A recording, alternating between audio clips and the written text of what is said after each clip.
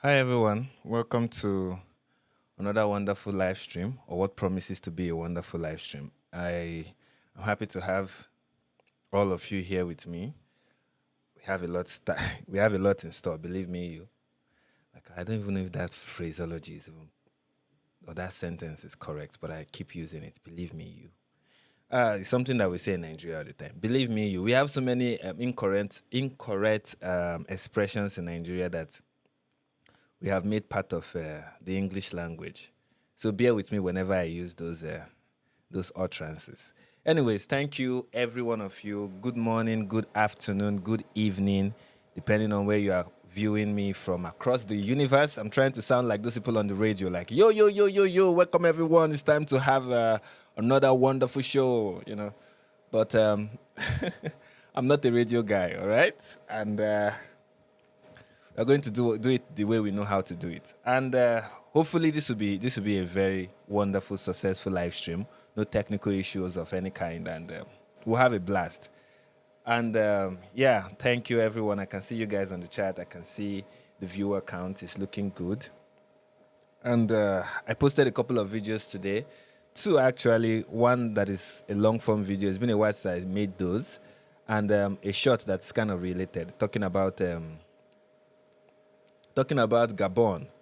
And a lot of things I've been reading in the comments have been, positive feedback for the most part.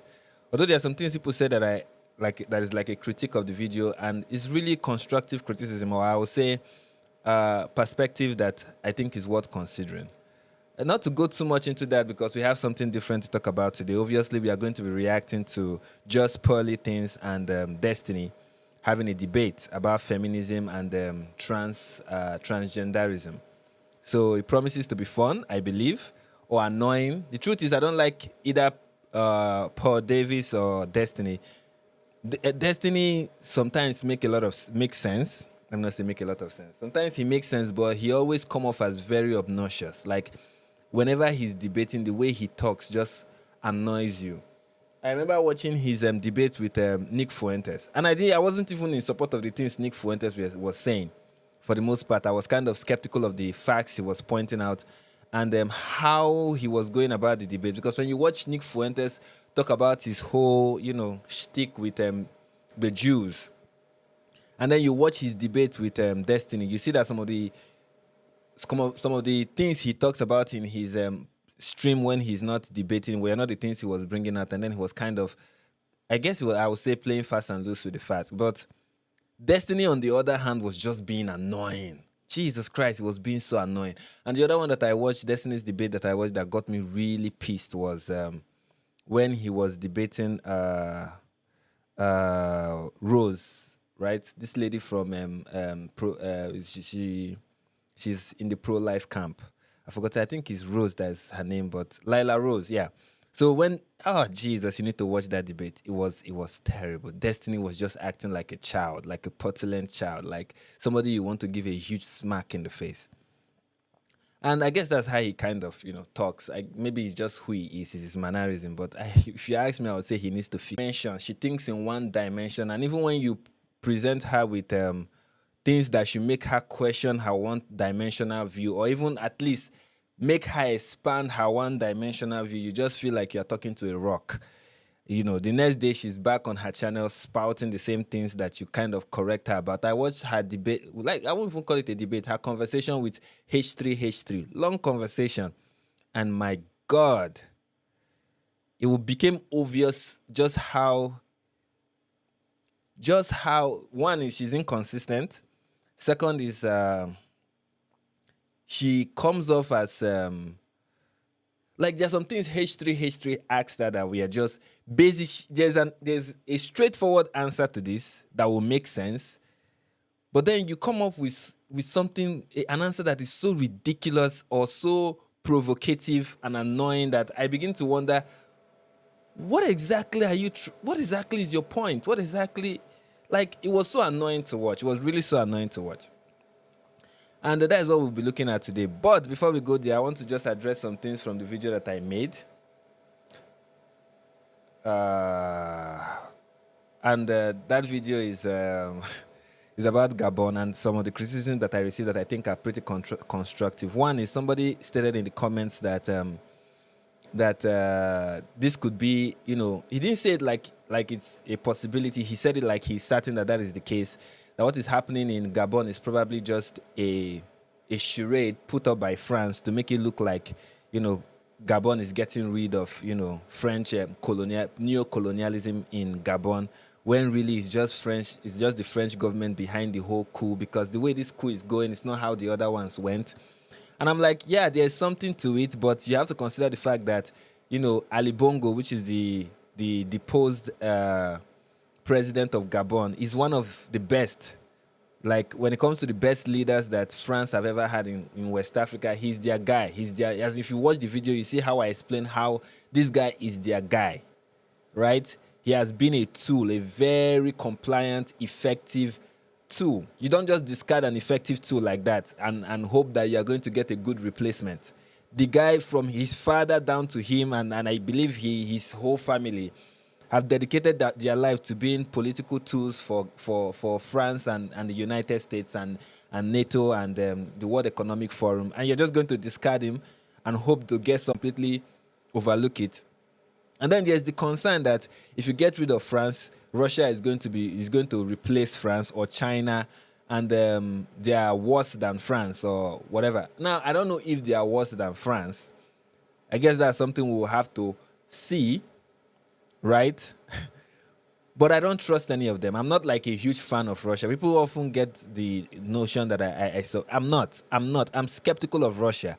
I'm really skeptical of Russia. You don't read about Vladimir Putin and be like, oh yeah, that's the guy I trust. There's nothing about him that inspires, some deep level of trust that you be like, okay, yeah, if we do dealings with this guy,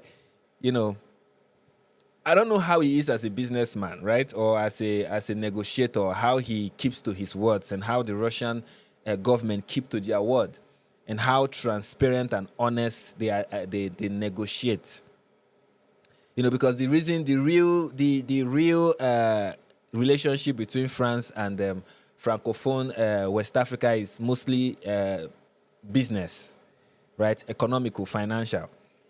Right, so I don't know how these other countries do. Good negotiators, good businessmen, and will approach the negotiation table or whatever agreements they want to reach with these foreign powers with African interest at heart. The problem, for the most part, is not really France, right? The problem is not really France. It's not really the US.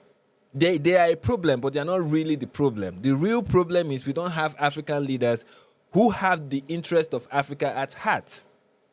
Now, you can make the argument that whenever those leaders rise up, these foreign powers try to take them out because, I don't know, for whatever reason, they just prefer corrupt leaders. But even if you're somebody who wants to play ball with France, at least to a huge degree, think about your own people. But for the most part, we have leaders who just care only about themselves. So, I think that's the main problem. And I believe anyone who watched the video that I made that should be your takeaway. That the real problem in Africa is not really US, it's not really NATO, it's not really France, it's not Russia, it's just African leaders. And also what I ended with, that, illegitimate Western interference is something we shouldn't have, because at the end of the day, what we have with what we've had with West African, with Western nations, who have done dealings with Africa, it's not really a business transaction, an equal business transaction. It has always been a form of colonialism. It's not like these are two equal parties coming together, having a mutual agreement. It has been a case of, this is what I want and this is what you are going to do, and that is it. It's like a master-servant relationship, and it's not good, and it needs to stop. Now, I don't know if it will be different with China. I don't know if it will be different with Russia.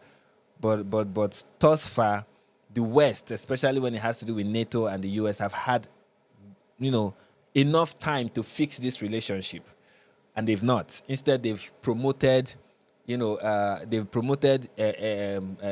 insecurity. They've promoted jihadists. They've promoted political instability. They've promoted that just for personal gain, and that's what it has always been. Because it feels like the only kind of relationship they feel they can establish with African country is that of Africa will have to be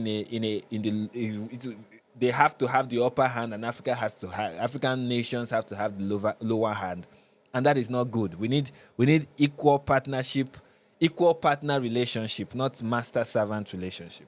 Anyway, that's not what this video is going to be about, but I believe it's something that I had in mind going into the live stream. And I was like, let me get it off my chest before we get into the reaction video. And I want to see what you guys have to say in the comments. And this is from Nico Netflix. He said, WEF are elite clowns. Yeah, they are clowns, but they are not clowns you should take for granted. They are clowns from E.T. I mean, from IT, that Stephen King's novel. They are the kind you should be scared of. They are the kinds that are not funny. And this is from Derek. He said European/American leaders are the reasons we have certain leaders in Africa in the first place. Yeah, they are for the most part. That is part of the thing I'm trying to articulate. I don't know if I perfectly articulated it. And this is from this commenter. I don't know how to pronounce your username. He said, Paul isn't right about everything, but I appreciate her speaking about the stupid stuff in the culture still. Yeah, I get what you're saying. She highlights the problem. She does not often give the best of solutions.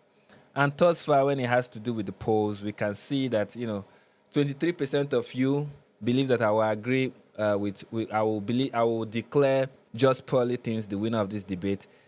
18% of you think I will declare Destiny, and 59% of you think I will declare neither of them. Now, with that being, now that we've gone through that, let's go straight into the reaction and see how it goes, ladies and gentlemen. Before I move on, there's this comment that is showing again. It says, Frank, are you ever on Clubhouse? And if not, you should. It's a good app for debate. Okay, I will consider it. I'm not really a huge fan of debate. Like, the idea of debate is kind of, I bring my point, you bring your point, blah, blah, blah, and then we try to knuckle heads together and I try to prove. That's my idea of a debate. I prefer like a conversation where even if you make valid points, I won't find myself needing to say no to your valid point. Instead, I can just be like, okay, I agree with you. You make a very good point. I don't feel like somehow, I like conversations because every time I have conversations with people, even people I disagree with, like in real life, halfway through the conversation, you begin to see the points they are making. You may not agree 100% with it, but you begin to see the points they are making, and they also begin to see the points you are making. But when I watch all these debates, you see people who I'm like, this guy is making a pretty good point. This other person is making a pretty good point, but they both seem to not want to even acknowledge that, and I don't like that kind of setting. I prefer both of us, be humble enough, and that is why I prefer to call it a conversation. I would like to have conversations with people. So yeah, that is. I will consider going on Clubhouse and see how it goes.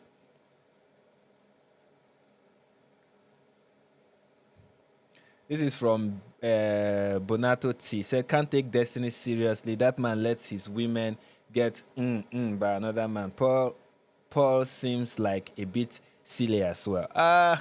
Well, people's conduct don't really speak much to their debate. We should be able to differentiate between how people act and what they say, because I believe the truth can stand on its own 2 feet. Okay, so even it doesn't matter who is saying it. If there's something to it, consider it. Okay, and I know people's personality can make it hard for you to take them seriously, but we should try as much as possible to not let that be the case, because they may make really valid points that can be life-changing and life-saving. So anyways, I've dwelt so long on this mountain. Now let me move rapidly to the reaction. So how many women are on the panel? I don't remember. Roughly 8, 9, I would say. Okay, so less than 10. And of the 8 or 9 women, you do remember because you said 8 or 9. Roughly, yeah. Okay. There were 2 trans women? Yeah, 2. Okay, so this is not a knock. I think this is like the intro, so let me just skip through it. They can do is what you were discussing. 24%. Holy sh! What I want to understand is that you were recently on a episode of Vice on a panel, what you were discussing feminism and modern women. What was the biggest takeaway from that episode that you learned? Oh my gosh, that was the most crazy people I've ever met in my life. We were there for like 6 hours, and they edited it down to like 45 minutes. That's how editing works. Yeah, which is Where were you, nuts. in London? No, I was in New York. Okay, New York. Gotcha. What was my biggest takeaway? I didn't really take. It was just. It was nuts. That's what I would say. Really? But did you watch it? Yeah. What were your thoughts on what Pearl had going on there? Obviously, I disagree with everything Pearl says, and almost all of the things having to do with women. But my biggest issue with progressives cutting out conservatives from every platform they can is they lose the ability to defend any of their ideas. And then at the end of the day, I think they just end up looking horrible. Like, you'll get questions of like, well, what's one barrier? I think you asked, what's one barrier that you have as a woman in society? And it's like, well, I'm handicapped. I don't have any legs. You guys need to watch that Vice, will I call it debate? It was a crap show. That conversation about feminism was terrible. I couldn't even go so long into it. I was like, this is a complete waste of my time, and I can already see it. Maybe one of these days we'll react to it, but my God, you guys should just be ready to rage watch it with me. Like, you'll be watching it with serious rage. It was bad. It was really bad. And the point that Destiny made is really interesting, which is that when you push people out of debate, you lose the opportunity to defend your position. And sometimes I feel the reason why they do it is because people on the left, like he calls them, the reason why they do it is because their position is pretty indefensible. Indefensible. And also because some of them don't really know how to articulate stuff properly. They just feel I'm right, you are wrong. And they always have this idea that someone who is wrong is the enemy, is the devil or something, and I should not even grace them with a platform or with an audience or even with a debate. It is beneath me to talk to these people. They are demons. You know, those kind of crazy viewpoints. Because then you just look like somebody who doesn't even have... And I believe sometimes maybe these leftists really have a pretty sound argument for some of the things they hold to be true, but I'm yet to see it. And maybe it's because it doesn't exist. I was like, well, Because this is another reason why I feel it doesn't exist. Because Destiny is one of their spokesperson. He goes on, he debates conservative, and I listen to what he has to say, and I'm like, my God, this is bad. black, or like, it's like, okay, what about the woman part, right? Nobody could answer that question. So you get a panel full of people that probably all have like feminist scholar bullshit in their Twitter bios. Not a single person can answer that question. So yeah, I don't know. Things like that like really bother me when people are supposed to be defending these ideas and they can't because they don't talk to conservatives anymore. So there were no... I don't think it's because they don't this is where I may even take back something I said. I don't think the reason why they were unable to defend their position is because they don't talk with conservatives. It's because they don't have defense for it, or they don't like when people are unable to defend their position. Oftentimes we make it look like, oh, it's because they've not really been in a setting where they have to defend it before. You know, they are new to this, and sometimes I'm like, no, maybe it's because I see people who have been on debates for or all these panels and stuff for the first time, and they do really well because what they've taken their time. They've honed they did not just jump into the conclusion that they jump into. They've taken their time. They've thought through the whole thing. And if you're somebody who, before you come to a conclusion, you think through the whole thing, it doesn't matter the setting where you find yourself. Yes, you might be nervous. Yes, maybe at the onset you will not say some things properly, but you'll be able to get your point across. And people will be able to say that, okay, he makes some good point. They may not agree with you. They may, but yeah. Conservatives on the panel, you're saying? She was, and then there was two, I would say. There was how many women were on the panel? Supposed to be like they. How many women? Let me just use I don't that know, term. 8, 9, maybe. And they were all women. No, wow, careful. No. Slippery slope. There was 4 that were supposed to be conservative, but I would say they got 2 middle of the road and 2 actual. How many trans women? 2. 2 trans women. Yeah. Out of 8 and then they were people trying to tell me I had to play against men in sports. Oh my God. It's always the most unathletic people. It's the most unathletic people that are saying I have to put my body on the line. Why does Paul do this thing? Like, why? Maybe it's her mannerism, but it kind of sounds fun. Why does she do this thing? By the way, okay, I didn't see the panel, but I got to watch it, and then I'm going to come back to you. Did you see it by any chance? No. See the panel? No. So how many women are on the panel? I don't remember. Roughly 8, 9, I would say. Okay, so less than 10. And of the 8 or 9 women, you do remember because you said 8 or 9. Roughly, yeah. Okay. There were 2 trans women? Yeah, 2. Okay, so this is not a knock against trans people. How many white, black, Latino, Asian women, how many fat women, short women? Give me a breakdown if you could, real quick. It was like the most diverse panel It ever. was There was like really fat people, there were people of yeah. color, there were people So of it was different a religions. diverse. So they were Yeah. solving for diversity. Yeah, yeah. So okay, so if you're solving for inclusion and diversity and equity and all that fun stuff that people talk about, what percentage of women are trans in general? I would guess less. This is the thing about diversity is that, and I get where he's trying to go with the whole thing. People who push the whole diversity narrative don't even do it proportionately. Like, they are not trying to be proportionate in their distribution. It's just get this equal number of so people, get equal number of this kind of person, get the equal number of this kind of person. It doesn't matter if it's even proportionate with society. And I don't think it's even possible in a debate to get the equal representation based on the population of people you have in society. I don't think that's possible in a debate. If not, you have like a huge crowd if you really want to include everybody. So you have to bring one from each perceived group each perceived group. And does it even matter whether you are Asian, whether you are Indian, whether you are fat, whether you are skinny, whether you are disabled? You know, does it really matter? You just have to be a woman, right? Or even a human being. I don't even think sometimes that every issue that feminism needs to be discussed mainly by women, right? I thought we are now so advanced in society and inclusive, especially in Western society, that even men can now shamelessly identify as feminists. So, you know, maybe that's why they had the 2 trans people in the building in the Vice debate. But let's continue watching. 1%? 1%. So why would you even have 1 trans woman on that panel, much less 2? So, okay, if you're going to have 1 trans woman on that panel, cool, I get it, throw that in. But you know how they say the system is rigged? That is rigging the system. There's no need to have 2 trans women on a panel representing women. They just literally wanted them there so they could tell me I have to play sports with dudes.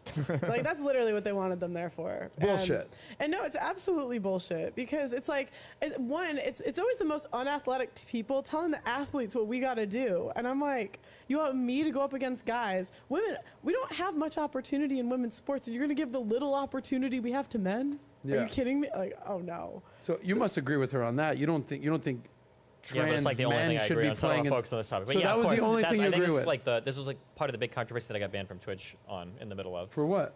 That cis women and trans women shouldn't be competing in the same leagues is ridiculous. And just for the record, this term cis woman, is that just a woman? That's what us progressives use to what you would say just a woman. Yeah. Explain what the hell this cis thing is. There's like you either trans or cis basically. So cisgender is like the gender you present as trans is like you're something different basically. Yeah. So like a trans woman versus a cis woman. What? Don't look at me like that. You don't understand that. Come on, we're still I'm young. learning okay? here, Yeah, bro. Okay. You know that terminology, cis and trans, I think is used in chemistry. I'm not sure right now, but those in the chat can correct me. But I think in one of those branches of science, that's what they used to describe a particular phenomenon like that, cis, trans, and now we are using it to describe actual human beings. And it's really just degrading. Everybody, I think at this point, every reasonable person can agree that it's pretty debasing and just debasing and degrading to call somebody cis, trans, whatever. This is an actual woman. This is a woman. And then there are people who there are women, and there are people who are women, and there are people who are not women. It's that simple. You are a woman, you are not a woman. Or, let me put it better, you are a woman, you are a man. It's that simple. It's really that simple. But, of course, you have people who don't believe that anything is that simple. It's one of their life missions to make things complicated, just so that they can feel good about themselves or wield some kind of power. It's annoying, and I won't give. The only time I will use cis and trans is just to make mockery of these people, because sometimes you'll be like, okay, yeah, the rule of the game now is that you must say trans. Oh yeah, when you make it the rule of the game, when I say trans and I say cis, you want me to change because you know I will use it in a very sarcastic way, in a very, very sarcastic way that you even prefer I just call you, what you actually are. So, no, I'm learning here. So if you're just a woman, you're no longer a woman. You're a cis woman. Well, if you're talking in trans space, that's probably what they'd use. Listen, I already got the blue hair, okay? You're going to put me on the stand for trans issues, too?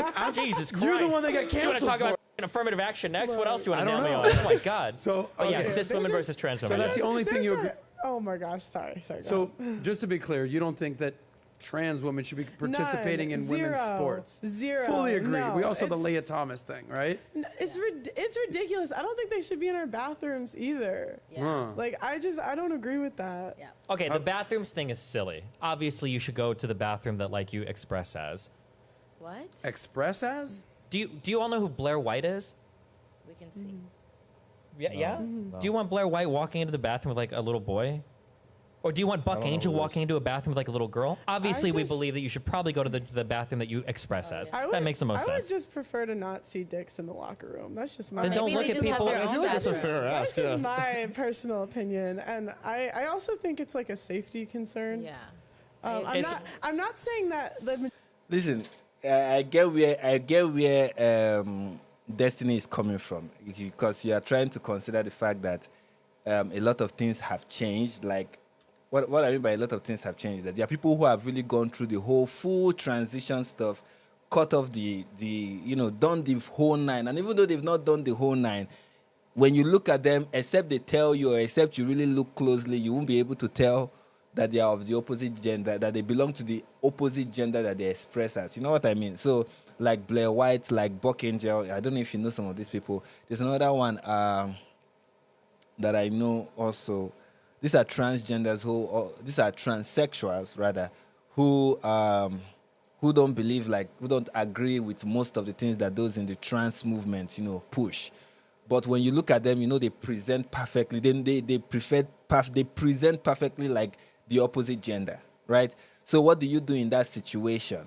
Are you going to say those people should go and like Blair White? Are you going to say she should use she should use a male restroom? Like, at that point, it's really not that simple, right? It doesn't appear that simple. Now you can like I will agree. I hold the position that Matt Walsh hold on the issue, which is if you have gone through the surgery, whatever it is not. And I know this may sound very cold, right? And so many people may not agree with this. And it may sound very cold and you not being considerate, but you should go to the bathroom that aligns with your sex. Sorry. No third bathrooms, nothing. You should go with the one that aligns with your sex. I know you've done the whole whatever, you've chopped whatever it is you've chopped, but it doesn't change the reality of who you are. And it's pretty consistent. And being consistent sometimes may make you sound cruel or it may make you sound cruel, but here's the thing about inconsistency. When you become inconsistent, you have to come up with a justification.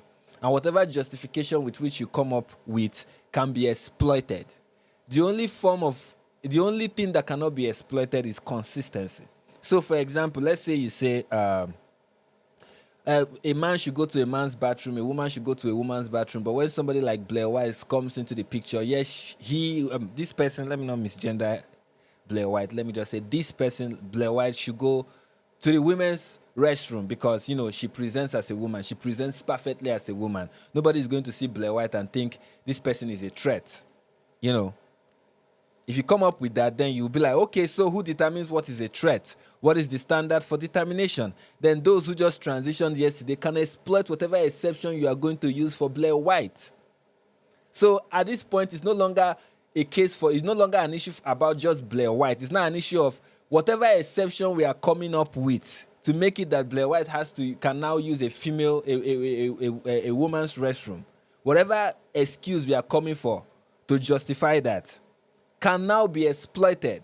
So it's no longer just this individual. You're not thinking about the broader society at large. And for the safety of the broader society, the rule you have to apply now will just have to include Blair White. As in, what I mean now is that you have to remain rigid, so to speak, or consistent, so that you don't come up with a rule that can be exploited and can become a slippery slope. Because if you say, okay, Blair White can enter because Blair White presents perfectly as a woman.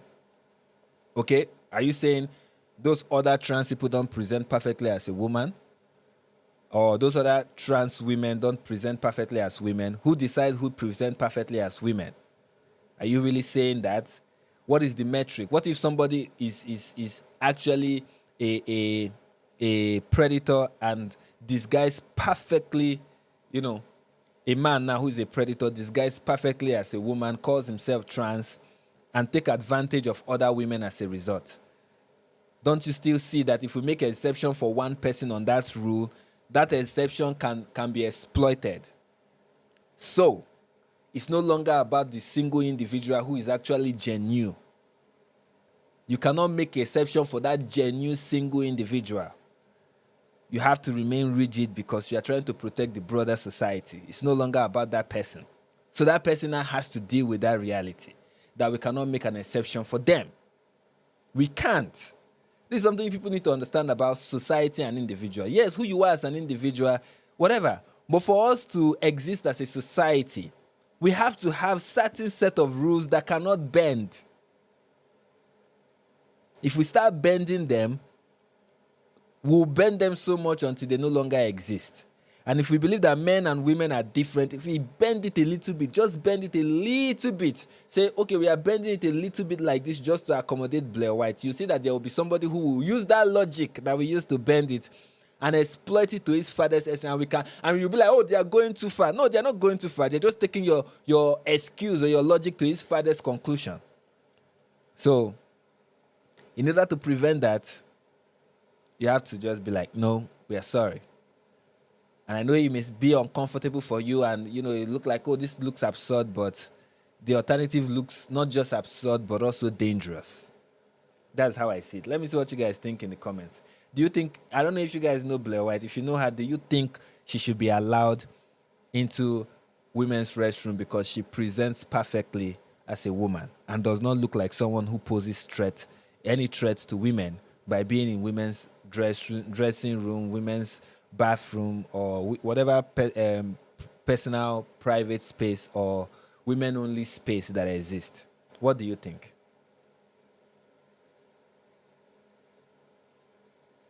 Somebody's like, should there be trans bathrooms? Yes, but they aren't a priority. Trans bathrooms.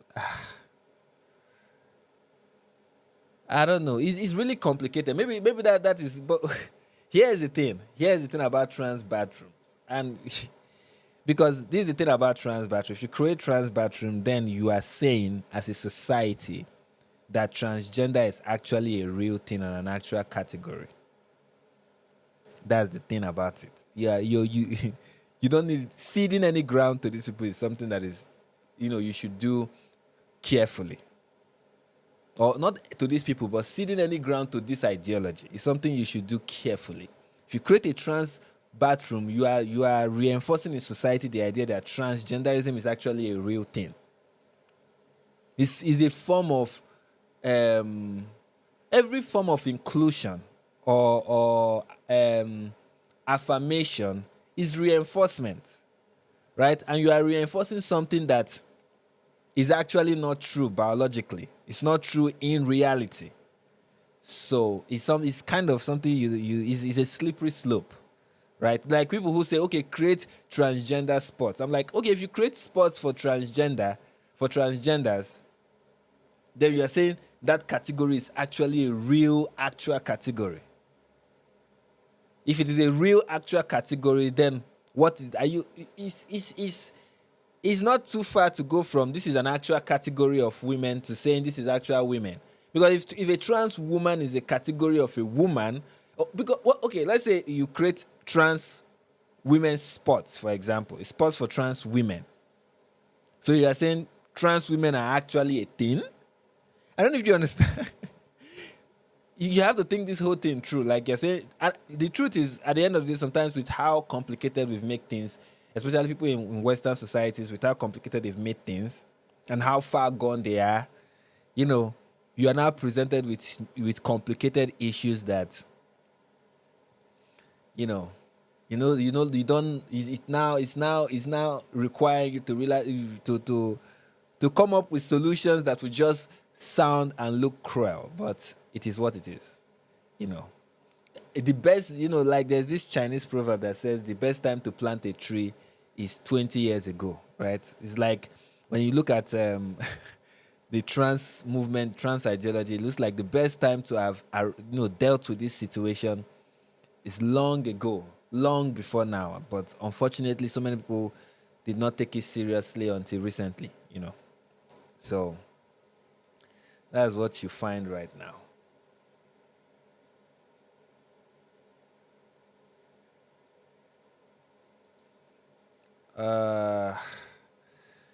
Majority of trans people are going to take advantage of it. It's just I think that opens the door to someone that will. I don't think so.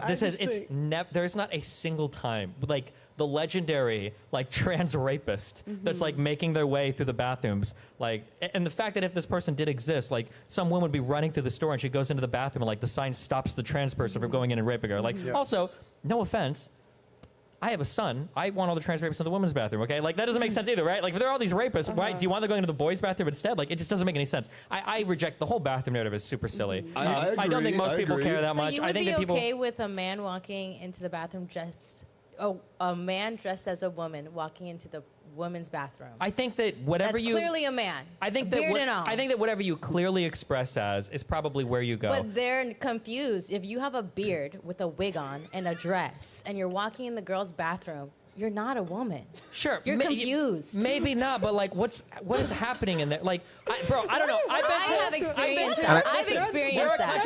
I've experienced that. Deal with this. Well, we would have to deal with trans men. And this is this is the problem with Destiny. It's not Destiny is coming from, and I think many guys who agree with this, they are coming from it from a male perspective, right? For the most part, you know, men, we kind of give ourselves space in the restroom. I don't use public restrooms. I don't like the idea. Like whenever I'm going out, I try my best to ensure that I don't like staying out for long anyway. So if I go out maybe 2 hours, 3 hours, I'm back. And as lucky for me, I don't have to go out often. But when I go out, I try as much as possible not to use the restroom. Like I don't like using public restrooms. You know, but if you put yourself in the shoes of a woman, if you put yourself in the shoes of a woman and say, okay, as a woman, how does this feel like? How do women feel like? It's a completely different experience. Women spend a lot of time in the bathroom. That personal space, from my understanding, is very important for them. And they really don't want intrusion in that space, right? Much more than men. So sometimes we're like, oh, well, it's not really it is. Don't just like, oh, it doesn't, like, it is. It means something to these people. And in a world where we want to consider the inconvenience of everyone, then consider that inconvenience that the women are pointing out instead of dismissing it and be like, oh, well, it doesn't make sense. You know, so no. Coming in the male bathroom as well, right? I think they should have their own bathroom. That's really, it's I agree. inappropriate. Okay, you think there should be trans bathrooms? Okay, Yes, sure. If you want let that, there be a you can trans just bathroom. Believe it or not, there are countries, okay, where you can go. I spent a lot of time in Stockholm because my wife is Swedish. There are gender-neutral bathrooms. Nobody's getting raped. It's crazy. Everybody goes in. They all have their little fucking stall. let me Everybody ask comes you out. this. Nobody's raping each other. Let me say one thing. Perspective of a locker room. Like,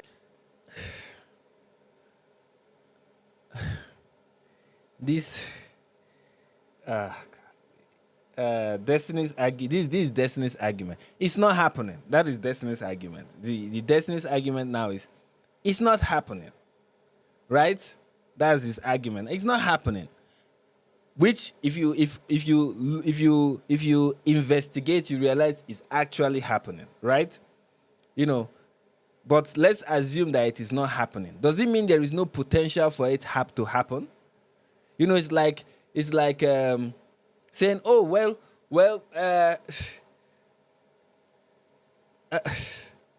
If I leave my door open, if I leave my door open every day at night, there's a likelihood that 70% of the time I will not get robbed. Somebody will not break into my house or break into my house. If I do that, 70% certainty, there's a 70% likelihood that, in fact, I will even go as far as saying there's a 90% likelihood that my house will not be broken into. It does not mean I shouldn't lock the door. This idea that, because it's not happening does not mean there is no potential for it to happen. There is no clear, obvious potential of it happening. It's ridiculous. That is not a good argument. It's not a good argument that it's not happening. It's not happening. It's not happening. Because, and the funny thing about the camp who always say it's not happening is when you bring proof that it happens, they say, oh, well, it's happening, but it is rare. I'm like, which is it? Is it that it is not happening or it's happening and it's rare? Okay, let's say it's happening and it's happening once in 7 years. Should we always take that once in 7 years chance? Really?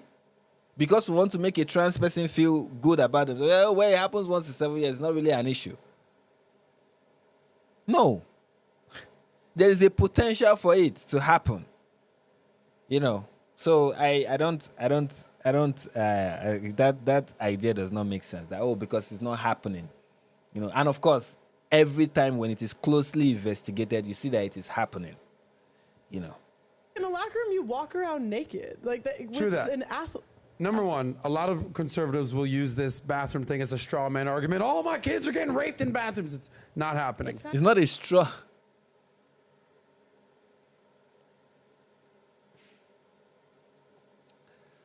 Oh boy.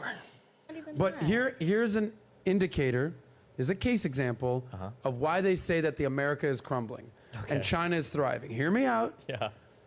You think they're having trans bathroom arguments in countries like China that is lapping USA as far as like GDP? I agree. Here we are on a panel. We could talk about anything, and we're going ham on bathroom trans bearded dudes. Please don't do that. Don't do that. I know. Yes, there are better things to talk about. It's true. But this is now an issue. We wish we don't have to have this conversation. I wish the West is not dealing with this, that people are dealing with serious issues, especially what your government is doing. Important stuff. I wish that was the case. But it is no longer the case. This is now an issue. It's the same thing people do with the whole, let's say, Andrew Tate issue. Now people are like, I have better things to talk about than to spend my time talking about Andrew Tate. Well, I wish we had better things to, like, we obviously do, but I'm saying I wish he's not something we have to talk about. I wish the fact that somebody like this is not helpful is obvious to everybody. I wish this is not an issue, but it is now. It is an indication, which is also an indication of how regressive Western civilization is getting. This is one of the signs of the regression that is in Western society. How that this is the kind of things you guys now dwell so much on is a huge indication of serious regression. But you have to handle the regression, or including the symptoms and everything. Is what your society has placed on your lap. Is what it is now. It is what it is. So deal with it. We can sit back and be like, can you imagine? We could have been talking about better things right now, but look at what we have to discuss. It's like trying to convince somebody that, let's say you find yourself in a conversation where you have to convince people that when it is morning, you have to wake up and do something. We wish we don't have to have that conversation, but if we don't tackle that issue, then we will have people who wake up late or who think morning is time to sleep or something like that. I don't know if this is a good analogy, but the point I'm trying to make is, as much as this, it will be better for you to have a better conversation other than this one, not dealing with this issue brings so many negative, bad consequences that you can no longer ignore, that you should not ignore, that you can no longer ignore. So what are you going to do about it? Not talk about it because there are better things to talk about? Yeah, we wish we shouldn't be talking about it, but now it's an issue. And if we don't address it, it's going to be problematic. So let's address it. Let's talk about it, And also, another thing you guys should even know is how rapid the West is exporting this nonsense to the rest of the world. People often ask me, why are you so focused on this thing? It's not happening in Nigeria, where it is happening, in a small, right now, inconsequential amount. But that is how it starts. And we know where it is coming from. So, yeah, we have to, go to where it is coming from and address it there and be like, hey, you guys, fix this nonsense that is going on over there so it doesn't spill over. Yeah.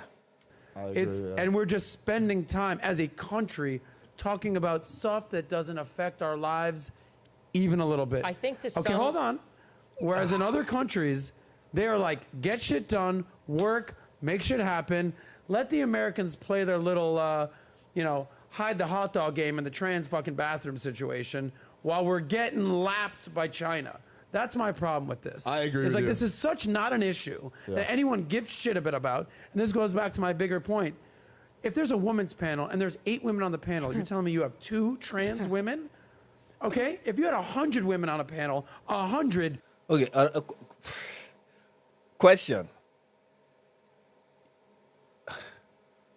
The question I will ask him is, okay, let's admit everything you just said is true, right? We should be talking about better things.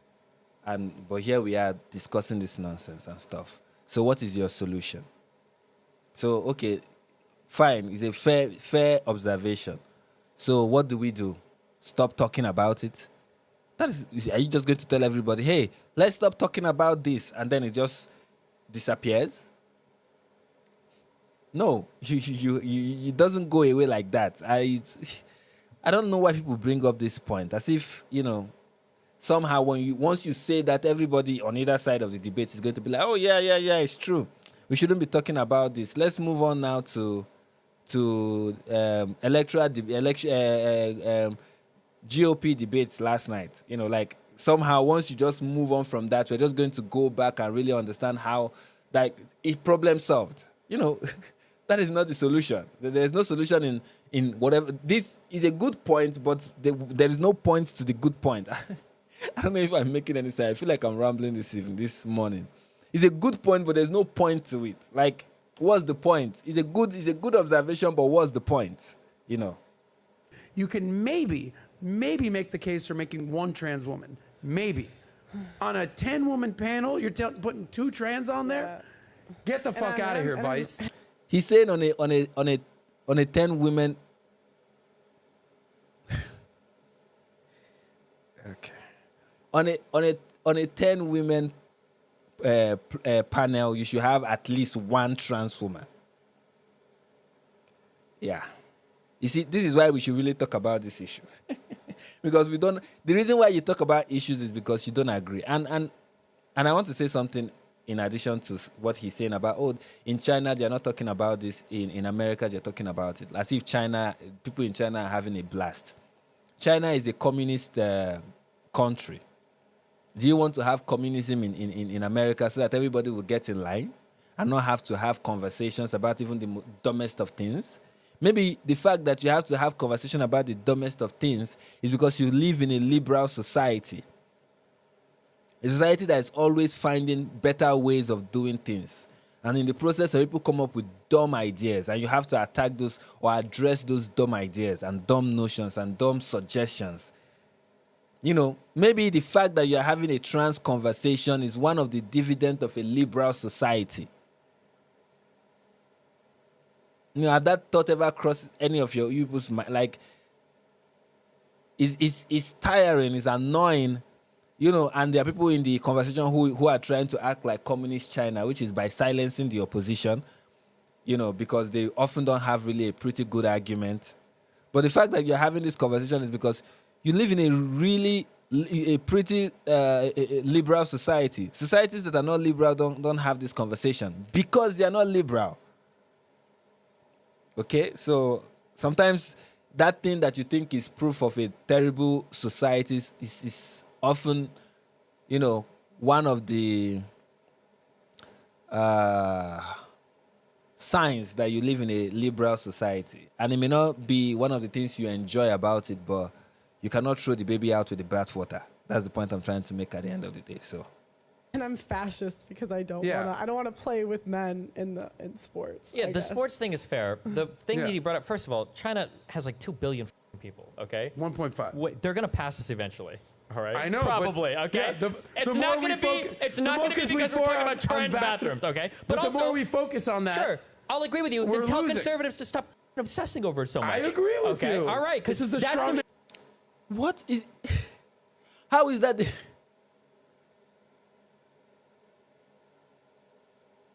This is so ridiculous. So, what does that even mean? So Leah Thomas wins the NWCA women's the NCAA women's championship, and conservatives should not obsess about it, because if they don't obsess about it, then it goes away. Children are getting are being medically and socially transitioned at the age of 12 and 9, and if conservatives stop obsessing about it, it is going to go away. Children, drag queen are reading sexual materials to children at the age of 6, and if you don't talk about it, it will go away.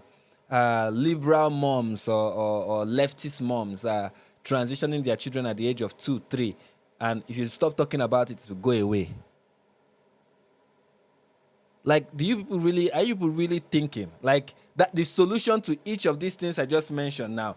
Women, leftist mom transitioning their 2-year-olds, schools secretly transitioning, socially transitioning people's kids, and introducing sexual materials to children at a young age. Trans women in women's only spaces, trans women competing in women's sports. All these things are happening, and if only conservatives would just stop talking about it, the problem would what? Like the reason why this is it's like somebody is doing something bad, and you are like, if and the blame is on the person who is talking about it, and this guy is like, I agree with you. I agree with you. What? Agree with what?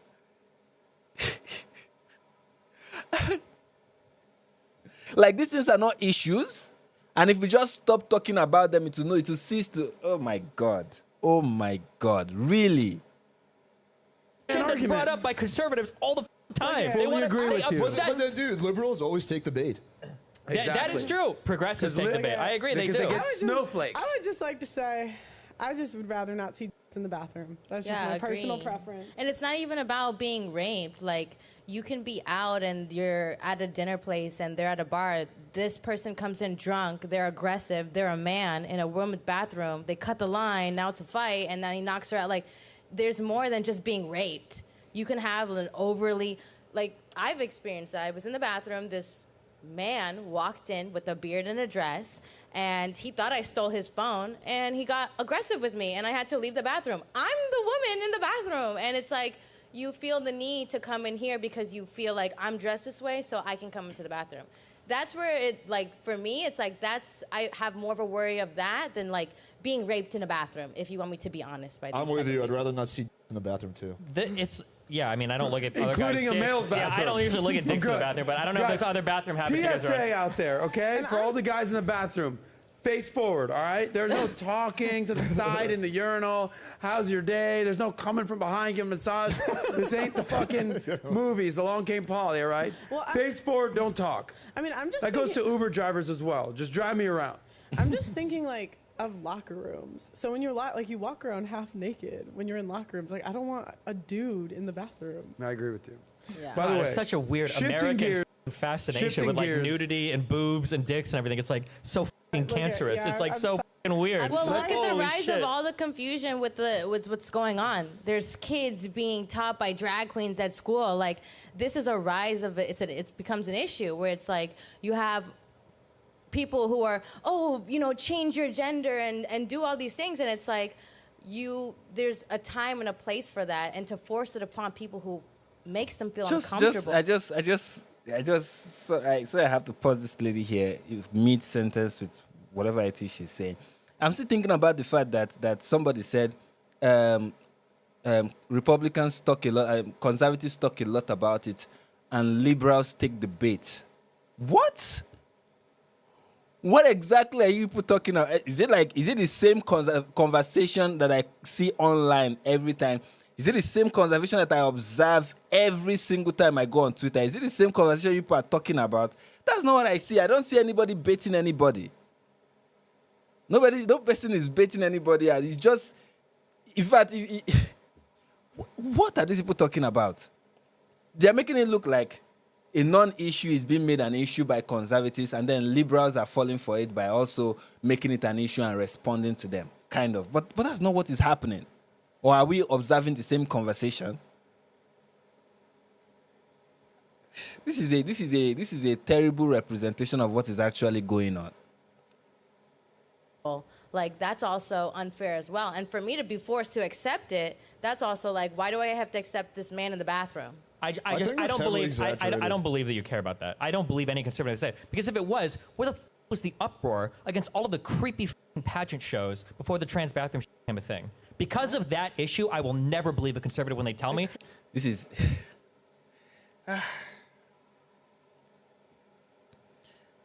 this is example of why I think destiny is really stupid. Like, this is textbook example of, despite people have said, like I've heard from so many people say, no, Destiny is a really sharp guy, he's a really smart guy. But I've listened to a couple of his conversations. Sometimes I make an excuse for some of the things he said, and I'm like, okay, I get it. But there's some things he just says, and I'm like, nah, this one is just stupid. And this is a clear example. A clear example is conservatives were not against pageantries. And because they were not against pageantries, I will never take them seriously whenever they complain about children being sexualized in schools. Like, think about how ridiculous and insane that is. Because trans people did not, because conservatives did not, let's say, there are many of them who criticize pageantries. So first of all, that is already like, you know, it's a stupid thing to bring up. As if conservatives, many of them, for the most part, I'm not saying there are not some you will find who we are okay with it, but for the most part, many of them, especially conservatives who are talking about this online, have also condemned pageantries. And they're not condemning pageantries recently. They condemned it in the past. Okay? So does that mean that particular conservative can talk about it? And now Destiny will take them seriously? Or will he even ignore the fact that that is actually the case? Because, you know, sometimes that's usually what they do. They'll be like, no. On a general, aggregate of conservatives, for the most part, throughout history, never made any complaint about pageantry shows for children. Right? So they're like, since that is the case, then you've lost the right to complain about children being exposed to drag queen story hours, and children playing, allowed to dress as the opposite gender in school, and children getting to read "This book is gay," and those kind of very interesting educational material meant precisely for middle schoolers and first graders. I don't even know what age those people are in anyways, but you get the point. So what I'm trying to say with that is, to make that claim is ridiculous. Let's say you find somebody who is okay with children doing pageantry shows, and this person is a conservative, and this person believes that it is okay for children to do pageantry shows. Let's say this is a conservative who believes that, and this conservative also believes that you should not introduce trans ideology to children. You should not take children to drag queen story hours. You should not take children to gay bars to watch drag queens perform, because it is sexualizing children, right? And you are like, well, and then you tell the conservative that those are two contradictory positions, because both are sexualizing children and it is wrong. Now, if the conservative tells you, no, there is a difference, which there is, because there are degrees to things. People should not act like there are no degrees to things, right? There is bad, worse. Not everything that is bad is worst. Okay, there are degrees to how bad things are. Pageantry is bad, it's sexualizing, but it's not to the degree that the other ones are, that conservatives are complaining about. But let's say you explain it to the conservative, and the conservative gets to agree and be like, okay, it's true. Both are, they are both sexualizing children. Therefore, we should not do both of them. You're going to be like, oh, no, I'm not going to take you serious because 12 minutes ago you did not agree with me on the point that both of them are actually sexualizing children. You were not outraged then now it shows that you're not sincere. Therefore, I will never take you serious because, like, really? So because I did not hold a position 12 years ago, I can no longer hold a different position today. That is essentially what destiny is saying. Because I didn't hold a particular position at a particular time, I can no longer hold a position today. I'm not allowed to change my mind. Essentially, that's what he's saying. I must remain with who I was 12 years ago. Like really? Because I was not opposed to pageantry for children 3 years ago. Now I must, as far as destiny is concerned, I must agree that children should be sexualized by drag queens and trans teachers and trans material for children. I must agree to that because now I have ceded that ground and it's over. Really? And if it's also an indication that I am not a sincere person. How am I a sincere? How can I be a sincere person? Because there's a view that I held few years ago that does not correspond with the view I hold today. Even though I am willing today to change that view, to change my position, the position that I had few years ago. The real, for me, what would have been a better thing to say is, if you are not going to accept that this form of sexualization of children is wrong, then you have no ground to say this other form is wrong as well. Now that is although even though I would still say it is kind of ridiculous because, like I said, there are degrees to these things, right? But still, it makes better sense to say that than to say because you did not accept it few years ago, you can no longer reject it now. I don't know if you understand what I'm saying. Like, I don't even know if I'm misstating the point I'm trying. I'm saying if you hold this position a few years ago, then you cannot hold this other position today, and not change your views and come to a new conclusion or come to a new position. It's not possible. End of discussion. Sorry, you've disqualified yourself. That is what he's saying, and it makes no sense.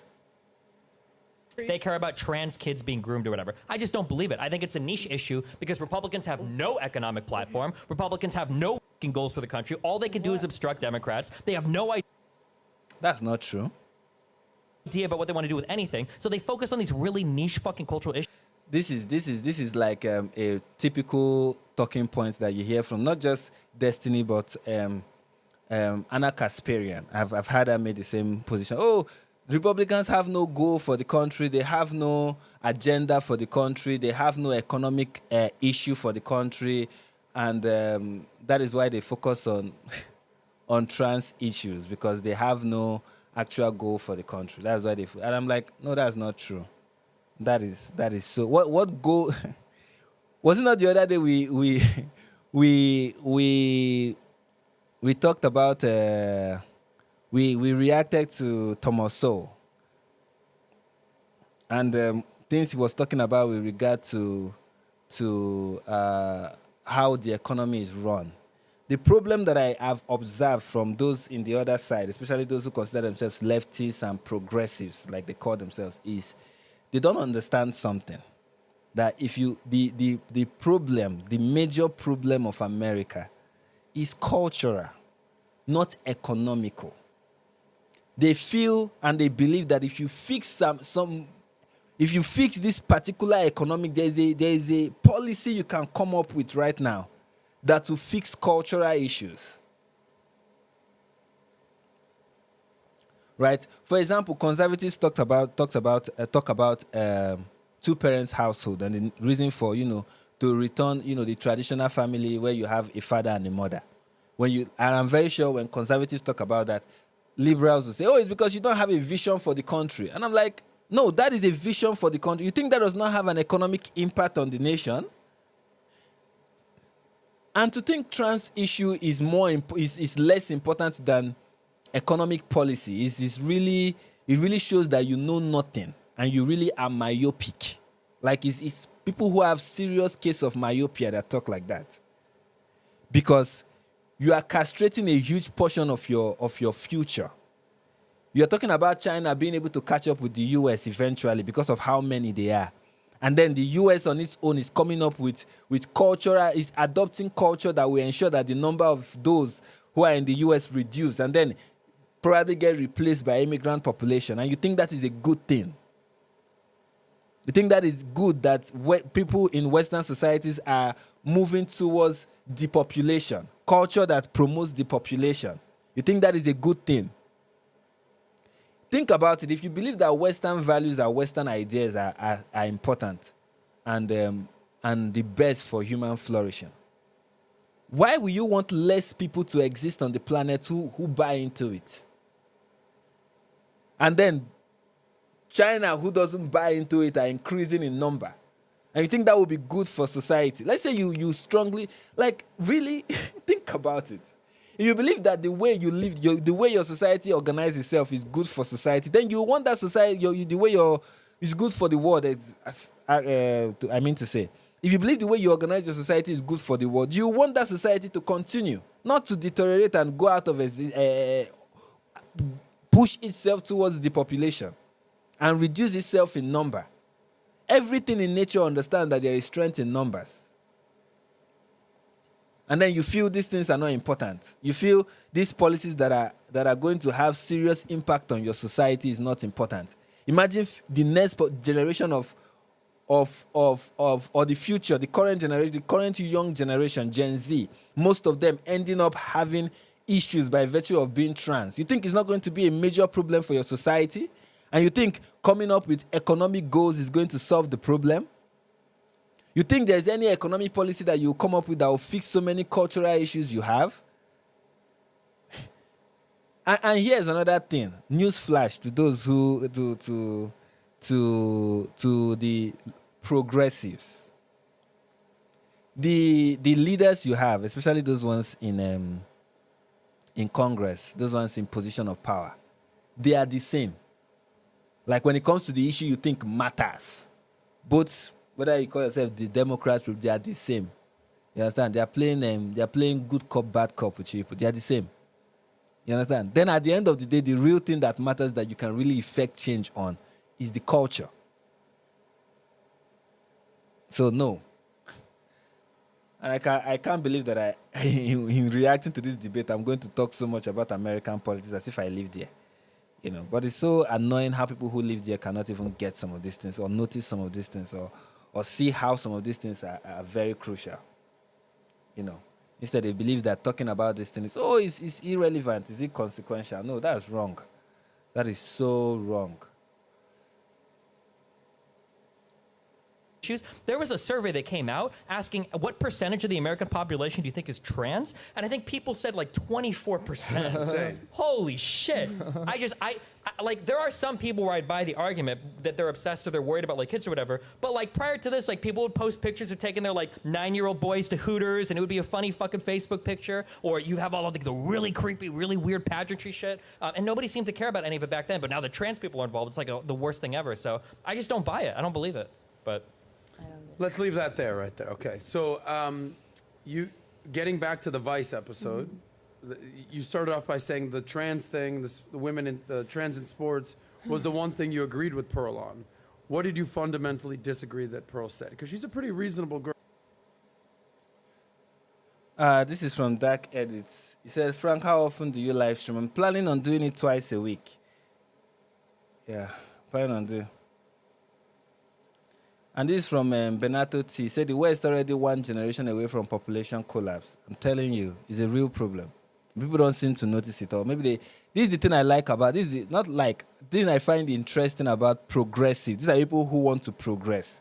They lack foresight. For people who call themselves progressive, it's really ironic that they lack foresight. You tell them 5 years ago that this is going to be a problem in the future, and they don't seem to think it is going to be a problem. And then it becomes a problem. And then they say, no, the reason why it's a problem is because you predicted it. I'm like, no, it was going to be a problem nonetheless. I'm just somebody who has foresight and you don't. You know, so.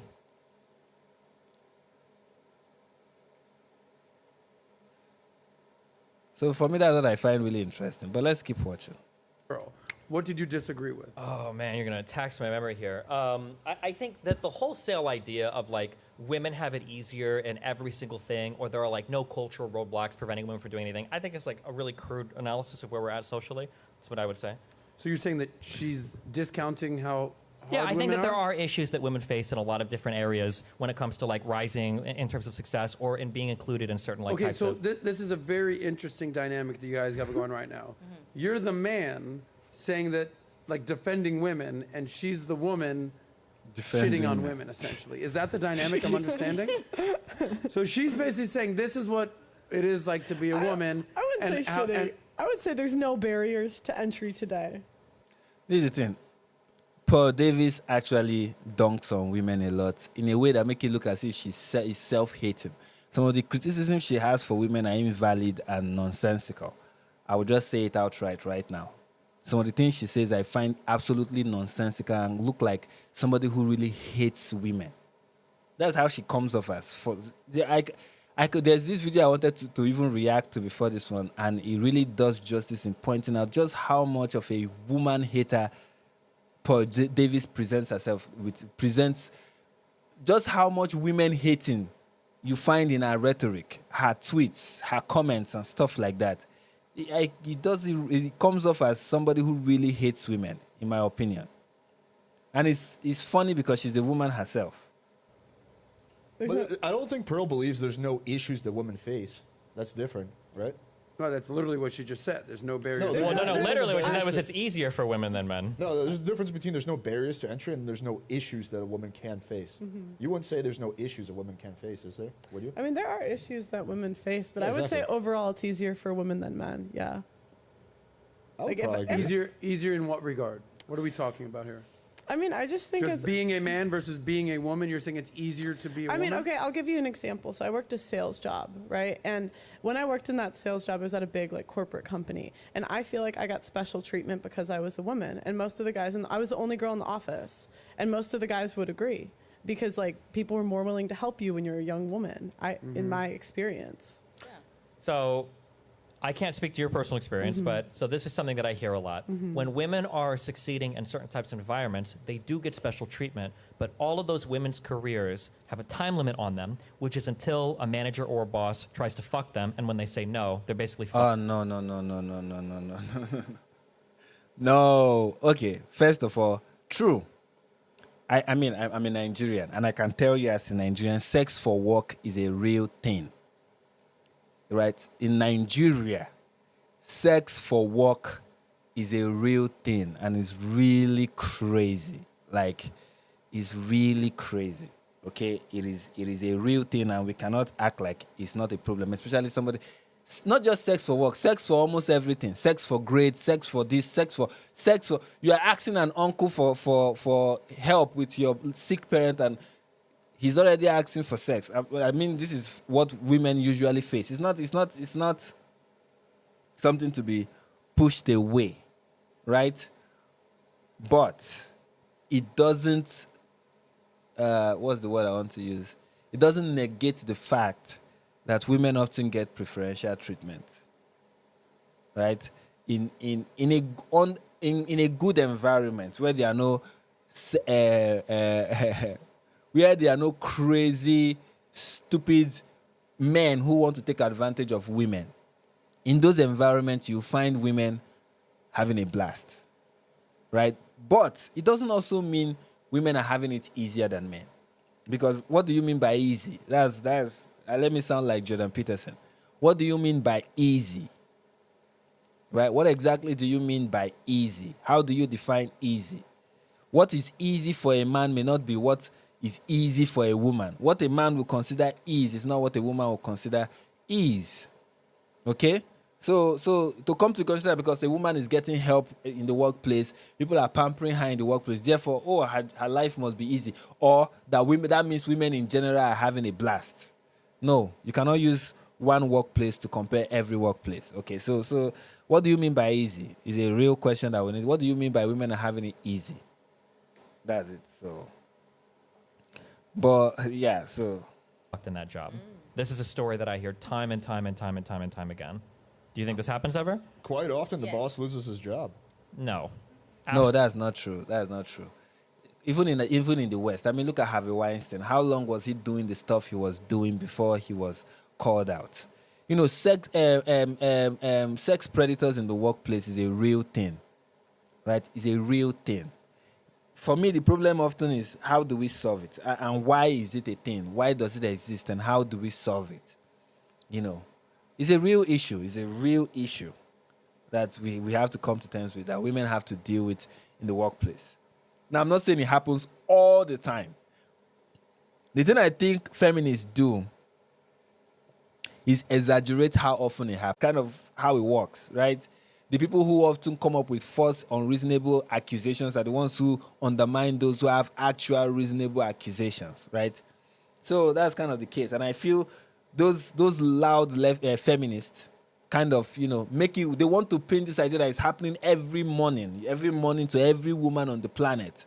And I'm like, no, it's not happening to every woman on the planet. And also they want to make it look like every man have the capacity to do that. And I'm like, no, that's not the case. Should we come up, and also they also come up with crazy solutions, right?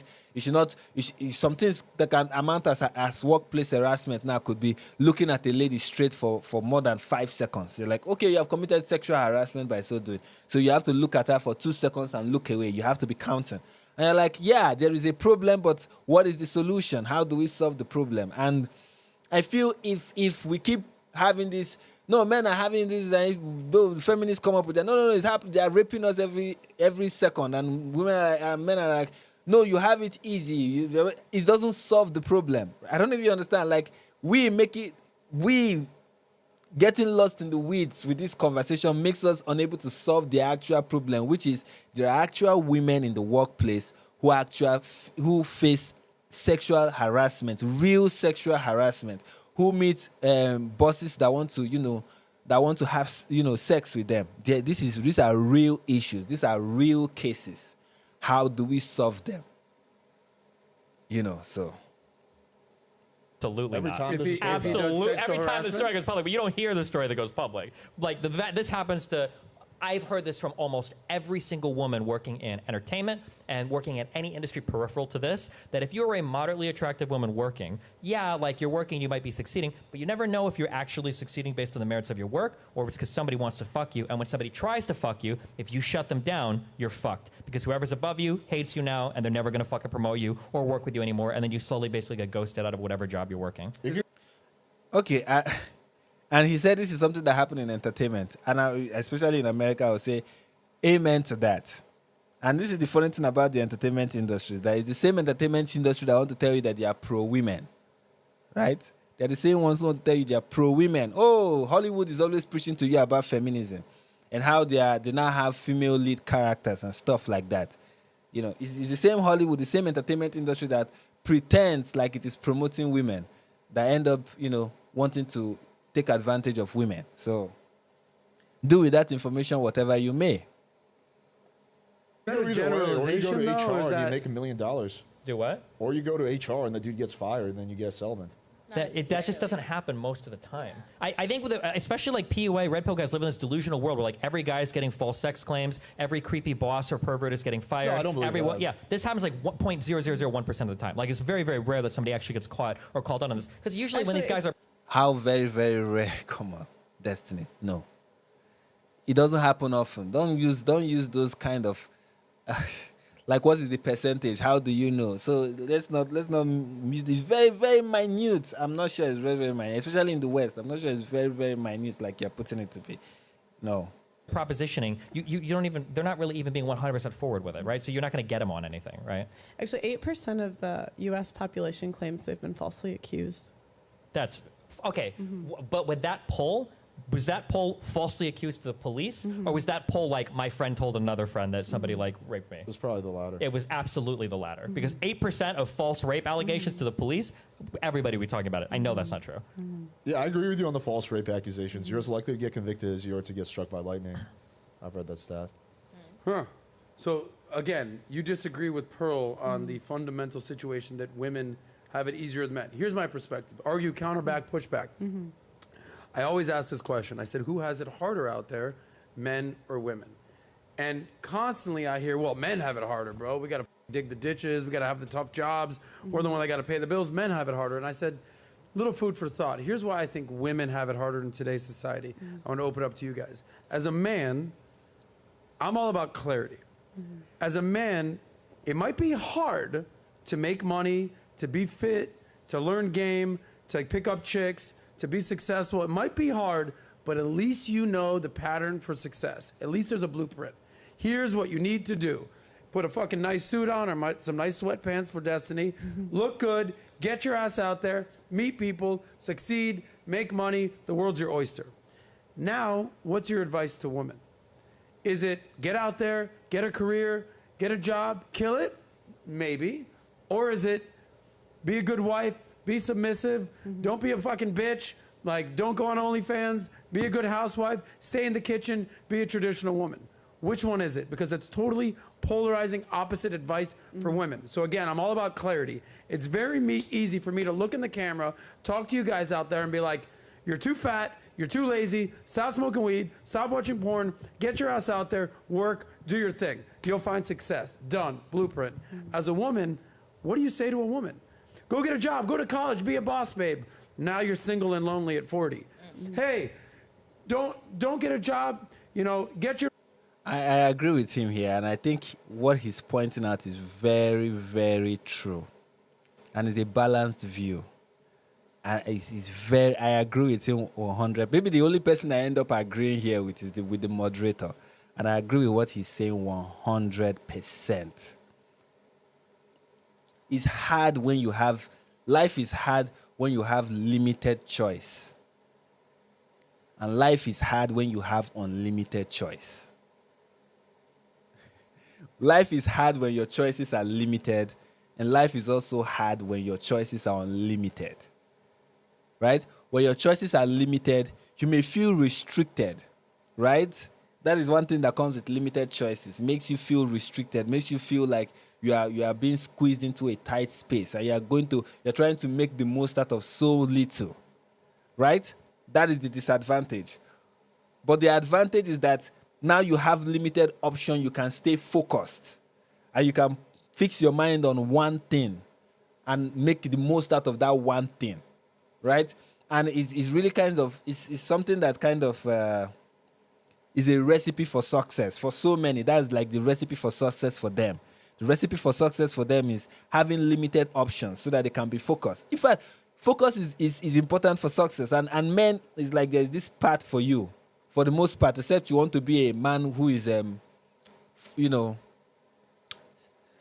don't know, but for the most part, men, you kind of see yourself having this path set in front of you. You know what you have to do. It may be like, why is this the only thing I get to do? Or you may not like it or something like that, but having few options make you focus. It makes it easy to choose, right? It's easy to choose between two things. It may be like, whoa, I have to let go of one to choose another, but when you make that choice, you make that choice. But when you have 75 things to choose from, it becomes a problem, right? And for women, they have so many options now put in front of them. And it is difficult to choose when you have so many options. What is the right thing? How do you navigate life? In the past, women didn't have too much options, right?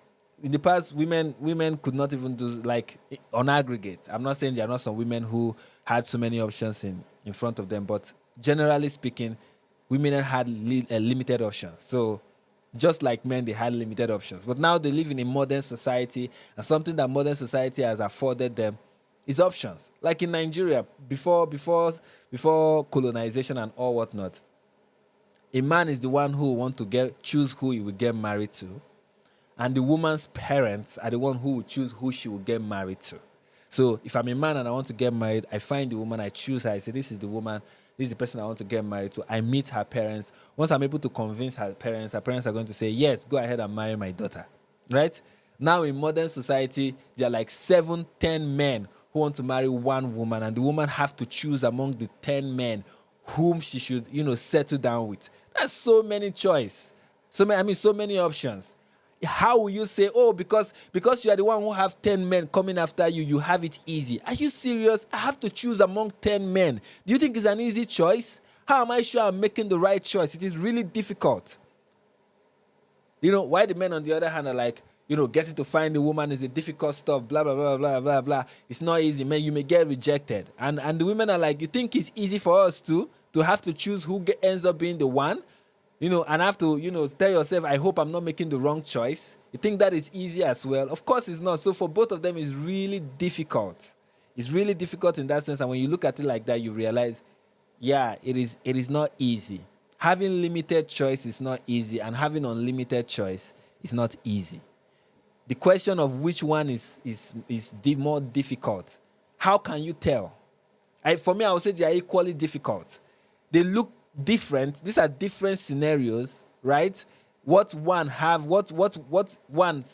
scenario has as an advantage is what the other one has as a disadvantage, and what the other scenario has as a disadvantage is what the other one has as an advantage.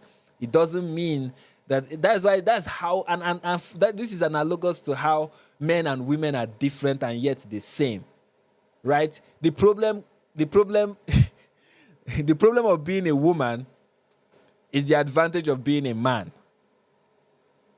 And the problem of being a man is the advantage of being a woman. I don't know if it makes sense, but yeah, that's what I have to say about what he said. And I think he's making a pretty good, point. Get yourself a husband.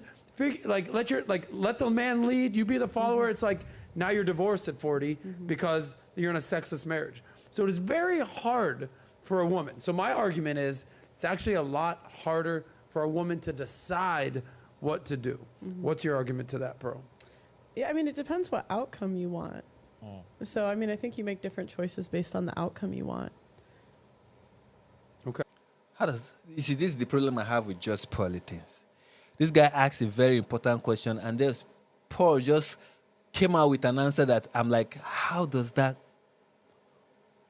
Jesus Christ. Okay. So how do you know, but this goes back to my college thing, is how do you know what your outcome you want when you're 16, 17, 18 years old? Very hard to do.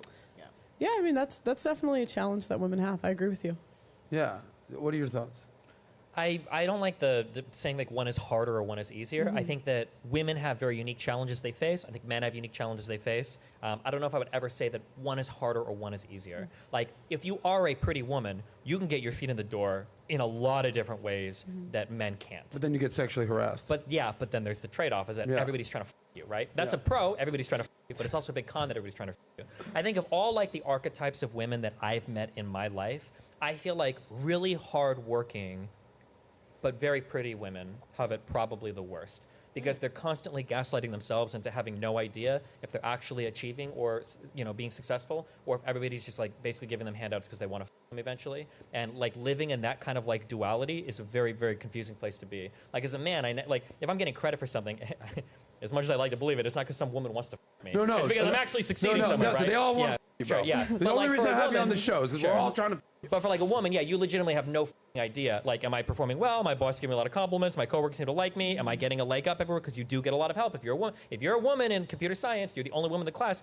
Well, at least for white women, you're getting a lot of help in that class compared to anybody else. Let me recap what you just said, bro, because that's very powerful. If you're a hardworking, working, attractive woman, then what? You never know, are you successful on your own merits, or is everybody around you just gaslighting you into thinking that while they're trying to I think a woman would know. I was just you would know, oh, I really put in work, I achieved this recognition because this work it's phenomenal. Versus you can tell by how they address you, how they speak with you. Because I do agree. I think Destiny makes a pretty good point. And I'm not saying they all want to sleep with you. I don't like the way he says it. I don't think that's a better way to say. I don't think, they are being nice to you because they want to sleep with you. No. There's something about being pretty. If you are a pretty, easygoing, as a lady, if you are very ladylike, it doesn't even have to do with being pretty, in my opinion. If you are very ladylike, you see men act be kind towards you. That lady, that quality makes you I've never seen something that makes even the hardest, somebody, a man who is no nonsense. He can really make the man calm down and be okay, let me be nice. Even somebody who is strict, blunt, doesn't care about any person. Once you see somebody who is very ladylike, except that person is another exception to that is except if you meet a man who just like taking advantage of women and is a psychopath. But for most men that I know, when you see a lady who is just like for example now, if you go to a store to buy something and the person selling at the store is a lady and she greets you with a smile, even if you have come there ready to bargain, especially as a Nigerian, when I go to the market, I notice it often. I'm going to the store ready to bargain. No, I will not be cheated. Nigerians, yes, we understand that because we don't buy things from like grocery stores where the prices are fixed. Sometimes most of the things you buy it in the market where you have to bargain before you pay. So I'm going to the market ready. And then I go there and then there's a lady who just greets me and is like, hey, customer, how are you? And just that treat just makes me, okay, how much is it? And you no longer feel the need to bargain because you're like, this lady is nice. Why do I want to put her through the stress of, stuff like that? And that's why some people who own stores in Nigeria use sales girls. They don't use sales boys. They use sales girls and then tell the ladies to smile. And I don't think the reason why men get disarmed by that is because they want to sleep with a lady. There are some who that is where their mind go to. Once they see a lady who is being nice, the next thing they're thinking about is having sex with her. But I feel for the most part, you just feel if a lady is being nice, then as a guy, your natural response for most men is just to be nice to them and be exceptionally kind to them in a way that you will not be kind to your fellow men. So that's just how I see it. And I think that's part of the power that women have. You understand? That's one of the power that women have is that when you are ladylike, you can disarm a man. And I'm not talking disarm a man in the sense of making him seduce him, but I mean make him not want to treat you the way he treats other men. Give you preferential treatment. That's why you see so many women when they work in a field where there are like less women, everybody is treating them special. And it's not because for the most part, that they want to sleep with them, but it's because there's just this ladylike quality that just disarm men and make them want to be nice, be a gentleman, to a woman. It's not because you want to sleep with a lady. I don't like that the way he phrased. Like, they all just want to sleep with you. No, I don't like that analogy, but I get where he's coming from. So it's hard to tell. I get it. But what I would say to the ladies is it doesn't matter. If there's a lady who is having that problem, I don't know if the reason why I'm succeeding in my workplace is because I am really good at my job or because I'm a woman and people just want to be nice to me because I'm a woman. That should not bother you. In fact, see it as an edge, as an advantage you have. You I don't know. Must you really, as a lady, does it really mean so much to you that, the reason why I'm excelling is because I am, listen, there are so many guys, true story, there are so many guys who excel because they are good at making relationship, making friends, being friendly. There's so many guys who have been able to move up in their career because of how relational they are and how they are able to relate to people. In the workplace, as far as I know in Nigeria, one of the crucial skills that you should have is interpersonal skills, ability to relate with people. And as it should be, is a what they call non-transferable skill. And it's important. See it as part of your ability as a woman, is that you are good in interpersonal skills as a woman. You have that, for the most part, women who are womanly, not the ones who are now like boss ladies and annoying. But women who are very womanly are people who are good with interpersonal, they have this interpersonal skills. They know how to relate with people. So when you are that person who know how to relate to people, you are easy to, navigate your way around the workplace and even get favors as a result. So take it as part of your work skill that you are able to get along with others and, get things, not receive the kind of treatment that other men will receive, because for the most part, the thing that is keeping them back is that they are not womanly, they are manly, so that is what it is, That's what I would say about the whole issue anyway. I don't know if that even makes sense. agree with you. You're in a workplace, and there are men who want that intention. But as a woman, you can approach that situation knowing that that's their intention. So I think as a woman, like, you can determine, like, am I getting this credible, am I getting credit based on my work, or am I getting credit based on my looks? Like, as a woman who is attractive, like, you can tell. Like, you can tell when. I don't know. I'm really sorry about your loss, and it's good to know that I was able to help you with that. Yeah. You're welcome. You're very welcome. When a man's flirting with you, you can tell when a man wants something from you. You can see that. I think Many women cannot see. Many women don't even know. I've related with so many of them that I've had relationships with, not relationship like romance. I mean, I've been friends with so many of them, and who I'm like, there's somebody who is, I can see it, they can't see it. Like, there's ladies, I'm not saying all of them, but there are ladies who can't tell when a guy is interested in them. There are some who can't tell. I would agree with you for the most part, but I think there's two things. One, I think every attractive woman goes through a point in her life where she realizes, like, fuck, a lot of this has come from my looks. I think that comes a little bit later than, at least as a guy, we would assume. Right.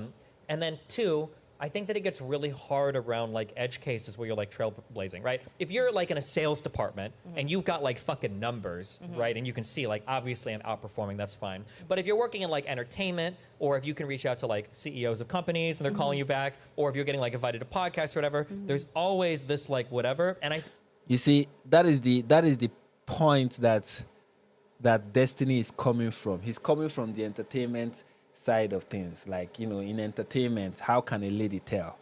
And I think the entertainment industry for the most part is pretty messed up. Like, show business is messed up. And how do you fix it? How do you fix it? I don't know. I don't know. How do you fix it?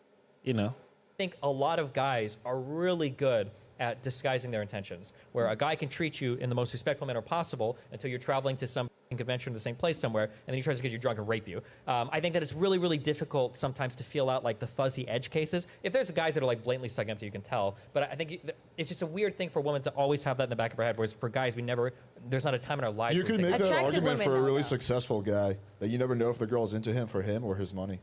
Very good point. That is True. It's true. You see, that's why I'm saying what you see as an advantage as a woman may be a disadvantage for a man. We have similar. It's not just the same. And that's the problem that those who like to point out that women have it harder or men have it harder, they list things that women go through that men don't go through. And because men don't go through this, therefore women have it harder. But then the men, on the other hand, will be like, these are the things that men go through. And because women don't go through this stuff, men have it harder. You're like, no, don't you understand that your problems have different names and different faces, but they are all problems at the end of the day. They all have the same surname, and the surname is problem. Okay? So, another thing that people do, especially those who like warring against the sexes, is they try to undermine a woman's problem and elevate a man's problem. And I'm like, stop that. Don't do that. Don't try to undermine the things that women are going through. Or women, don't try to undermine the things that men are going through. Recognize that these are real issues. The same thing for men. Recognize that what this woman is going through is an actual problem. It's something that, is real. Is real.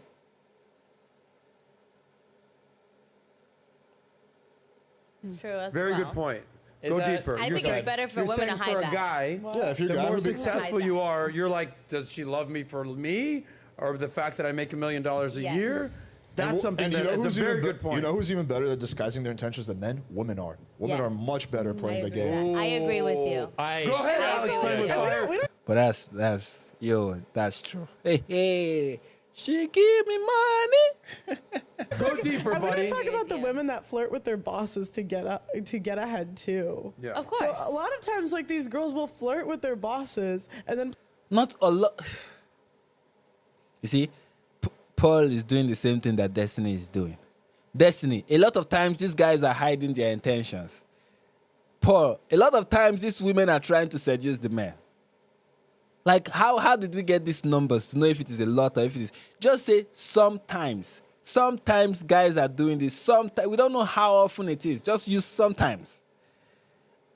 You don't have to. You see what I'm saying? You don't have to amplify it and make it look like it's like that's like most of the case, or most of the cases. Play victim later. Yeah, well, Like- fundamentally agree on that. But Alex, I want to kind of stay where you were at. You're saying, all right, cool, we're shitting on guys and being kind of shady or whatever. Women But holy shit, some of women these can be girls. just as shady when they're messing with a successful guy, especially in Miami. And a lot of these rich guys, they get completely screwed. They are like, they get drained for all their money because they f- the wrong girl and then she Yeah. took pretty much everything. What have you seen? Have you seen an I've actual seen, example? I've had countless clients who've had that happen to them. Yeah, they got married early, then they, their business became successful, or they got married when their business was already successful to the wrong kind of girl, right? So screening is important for both genders. I don't think it's only something that women have to screen with the people. And this is the that is why I feel for the most part like these are problems that society cannot come up with a one size fits all solution for. It's like we as individuals have to just find a way to navigate these problems. Like women have to find a way in this world to exist as a woman. Men have to find a way to in this world to exist and thrive and thrive and survive in this scary world as a man. Don't make it look like woe is me because I'm a woman or woe is me because I'm a man. Just this is where you find yourself.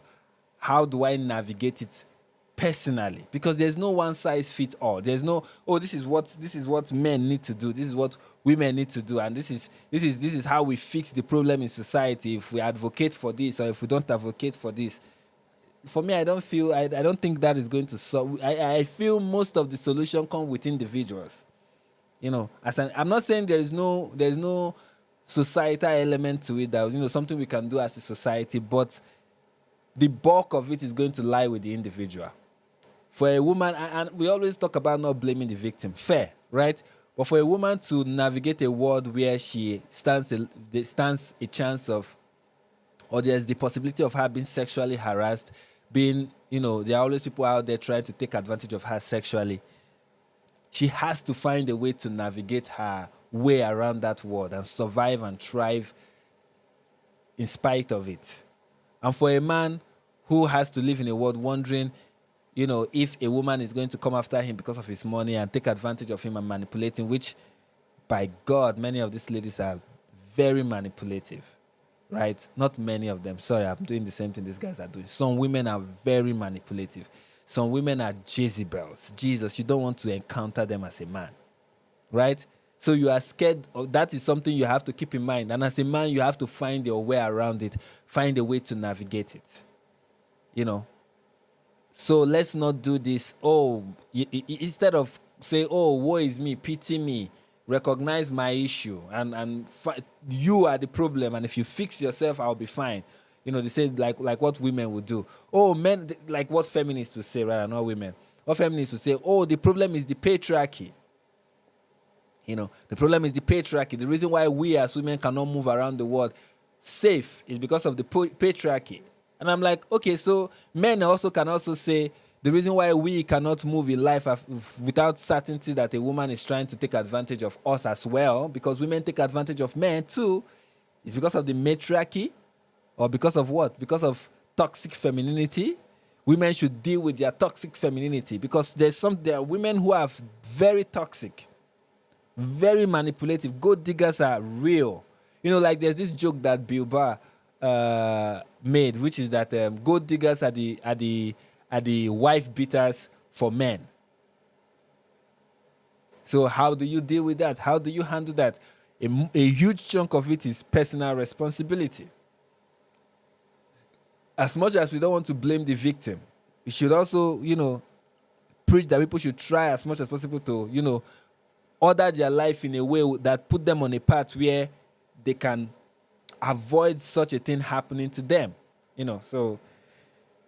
And I guess we as society can do better. There's always a place for social improvement. There's no denying that. But I still believe that a huge chunk of it is with the individual and how we order our life and move in the world. Well, no, men also have to screen. Real quick, that could be possible. I would be curious what type of guy it is. Maybe because this might be my bubble because of the industry that I work in. But it's very easy for me to tell immediately how a girl feels about me, if she's like fake or not. Because like you either know everything that I'm involved in or not. Like if a girl came up to me and she wanted to have like an in-depth conversation about like fiscal policy to try to fake me out for my money, I mean, I'll pay her off. Like good job. You don't think girl. women can tell when a guy's trying to f them? Most women can tell that too. No, I think women can tell, but I'm just saying that like if a woman is trying to just like get in good with me because she thinks I've got Right. money, like I think I'm gonna be able to weed that out really fucking Right, fast. but here's what I want to But that's you. That's a person. That's you. That's you see. This is what I'm trying to say. You as Destiny, as somebody who has been in the industry that you are in for a long time, your senses have been trained. You know how to spot these things. You understand, and now you can prevent that from happening to you. But many men are, you know, like Jay-Z, not Jay-Z, J. Cole said one time for the brother, you know, who can tell the difference. How did he say that in that Gold Digger? One time for my LA sisters, one time. Lame brothers can't tell the difference. One time for a brother who knows. So some people are really like, if I use J. Cole's words, lame. They can't really tell the difference. And there's some people who know. You get? So it's the same thing applies with women. There are women who know, who for the most part can tell. And there are not so many of them also. So sometimes it's experience, it's having friends, it's, you know, having people who can talk to you. There's so many mechanisms that men and women can develop to help them deal with this problem. But to think somehow that there is and there's ways society can organize itself to reduce the problem. But to think that, you know, somehow the problem will disappear all of a sudden and we'll live in a world where men and women will not have these challenges, I think is wishful thinking. You know, so there's that. I want to address, if you're that dude and you're having success and you're doing things in your life and you're single and you're out there, what type of question should you ask these women to vet them? Because I totally agree with you. There's women out there that see a dollar sign on a guy and they're like, sugar daddy just walked in. Like there's a video of a girl that she's like, here's the best place to find a sugar daddy. You don't go to clubs. You don't go to strip clubs. You go to the nice restaurants because there they are. They're all together. I call it the sugar daddy watering hole. I've seen this girl do this video. And she's like, they're all at the nicest restaurants in Miami or New York or LA, whatever. And they're all eating together doing their thing. So you as a dating coach, what types of questions should a man ask women up front to kind of vet what the woman is looking for? I think it's less about questions and more about not leading with your money. So I like the Dave Chappelle joke where he says, like, when I have a date, I drive up in a dumpster truck. And then when the girl's like, oh, I don't want to date a dumpster driver, he's like, I'm Dave Chappelle, bitch. So I kind of like that like whole idea that you're not taking the girl to a fancy restaurant. You're not leading with your money. You're not like showing off your car. You're keeping all that hidden until you get to know her. And if she legitimately fucks with you without seeing all your wealth, then it's like a nice cherry on the top. So that's what I would recommend. I feel like never that is lead with a your money. very idealistic, hey, I just happened to be Dave Chappelle answer. Yeah. If you ask me, I would say one way to navigate that as a man is, you know, find a lady early. I know that does not apply to so many people, but find somebody you can build together with, you know. So that if eventually she leaves you, I want to take half, you know that she's worth it, okay? You know that she actually contributed, and you can say, okay, yeah, she really, without her, you know. But then again, when people are going through divorce, especially if it is a bitter one, it's like, what have she done? She has done nothing, and now she wants to take half of my property. And then the lawyers are involved, sowing the seed of, you know, fanning the flame of discord and all whatnot. But I'll say, you know, for the most part, find love early, build together, grow together. Find somebody who, you know, know who you know the real you and is down with the real you, you know. And another way I would say is have friends, right? Have friends, like real, genuine, good friends who can see and tell you, okay, this is who this person is, and I think you should avoid this person. I think that is something that is very helpful. Friends who are not blinded by, you know, the love that you are blinded by, who are objective enough to see what is going on and tell you, look, there's something about this person that does not check out, that does not, you know, that's kind of shady. You get? So that is what I would say. Find people who are like that for you. But that's not the reality, because we live in Miami. You know what it's like. you kind of got to give a little bit of crumbs, a little bit, and then you can kind of reveal. But okay, but even to get the date with the girl, like if you're just some dude at the bar, you're gonna have to say something to be like, well, I do this for work and I do this. Like, I'm not saying you have to drive up in your Lamborghini and take her to home to your mansion, but you have to say like, well, yeah, I'm actually like, I own this bar, or like, yeah, my friends own this bar, or yeah, like I'm an attorney, or whatever. You're gonna have to give them some sort of game, but you do have to have a conversation, ask some questions. So I fully agree. Don't just let the money do the talking for you, but you do have to ask some questions. I think you got to be cognizant what questions would you actually ask them? I don't think there's a specific question I would ask the girl. I think I would just literally not do any of the stuff you're saying. I would not, if I was the owner of the bar, if I was just trying to get laid, yeah, sure, I would use it to my advantage. But if I was looking for a relationship, I would leave all that part out. I would not stress the fact that, I'm friends with the owner. I would leave all that out. I think you can also just have good game and make the girl laugh and build a lot of sexual tension and lead with that instead of leading with possessions and money. I think I actually just answered my own question, and I think that the answer is you need to ask them questions. Yeah. I don't think there's a specific question. I think I just answered what I was trying to ask you. I see this problem, whether it's in business or whether it's in dating, guys just want to talk about themselves. And it's like, selling isn't telling, selling is asking. Okay, so, hey, what are you doing here? Who are you here with? What are you guys looking to do tonight? And if you're getting, like, you'll get these answers. Yeah. We're just trying to find a dude with a yacht. If I had a fucking dollar for every time a girl said that, I'd be fucking gazillionaire. We're just trying to find a yacht to party on. It's like, cool, good luck with that yacht. If they're like, hey, yeah, I'm just visiting like my grandma and I'm in town, it's like, cool, family values, got it, boom, boom. Asking questions is the best thing you could do. I guess you could ask. I think you're saying there's no specific questions, which I think there are. I changed my mind about, actually. You could ask what type of guys does she usually date. You could ask about her Okay, well, there we go, baby. You are changing your mind. There's to, questions. You've changed my mind, yeah. You could ask that, yeah. So what questions would you ask? I would ask about her, like, once we're already talking or vibing, I would ask about her last relationship. I'd be like, oh, yeah, so what kind of guys are you usually into? Yeah. I would start off with that. She would tell me, be like, oh, cool. So are you with a typical Miami sugar baby? And then see how she responds to that. Yeah. She'd be like, no, my last guy was broke. Okay, that's something. Or she's like, well, I do like millionaires, and that's a different story. I think the question that we asked yesterday is actually probably one of the first questions you should ask a girl. How's your relationship with your dad? Yeah. I don't think you're gonna ask that on a first date. Don't get me wrong. I mean, on a first time, you're not gonna go up to a girl in a bar and be like, "Hey, how you doing? Can I buy you a drink? How do you get along with your dad?" But I think that is a very important question to ask a girl. Like, I don't think it's a very weird situation. I don't think it's a coincidence that Pearl is the girl she is, and she has an amazing relationship with her father. I think that is the reason that is the girl as she is. Would you agree or disagree? No, I agree. I look up Give to a shout out to your dad right now, shout real out, Dad. quick. No, I look up to my dad a lot. Like a lot of, I don't know. I feel like a lot of the reasons like I do things that I do is like I was always trying to like make my dad proud. I don't, which is kind of lame, I know, but I don't know. Sorry. I think your dad is really sorry. Okay. Well, like I remember dude, that I used this clip for I'm gonna give you something, some credit here. I've seen your girl. She's cute. You get girls. Okay. Despite the pajamas, you get girls. It's because of the pajamas. It's because of the I like to stand pajamas. out, you know? That's in a room is that- full of guys with suits. Is I'm that the what they only one call you, the in sweatpants. tripod? That's what they called you in high school, exactly, right? yeah, of course. Respect. What was your game when you're talking to girls? Like, what kind of questions are you asking? What's your game, right? Like, This is going to sound the most cuck shit in the world. I don't mean to make it sound that way. But yeah, just like treating people like normal human beings usually works. That thing that you just said about asking questions is that's not even a good. It's a good pickup technique, but that's a good conversational technique. Period. That's just right? good for humans. Yeah, if you're talking to people and you ask them questions and you refer back like jokingly to things they've said, like it creates in the other person's mind that you have a huge interest in that person.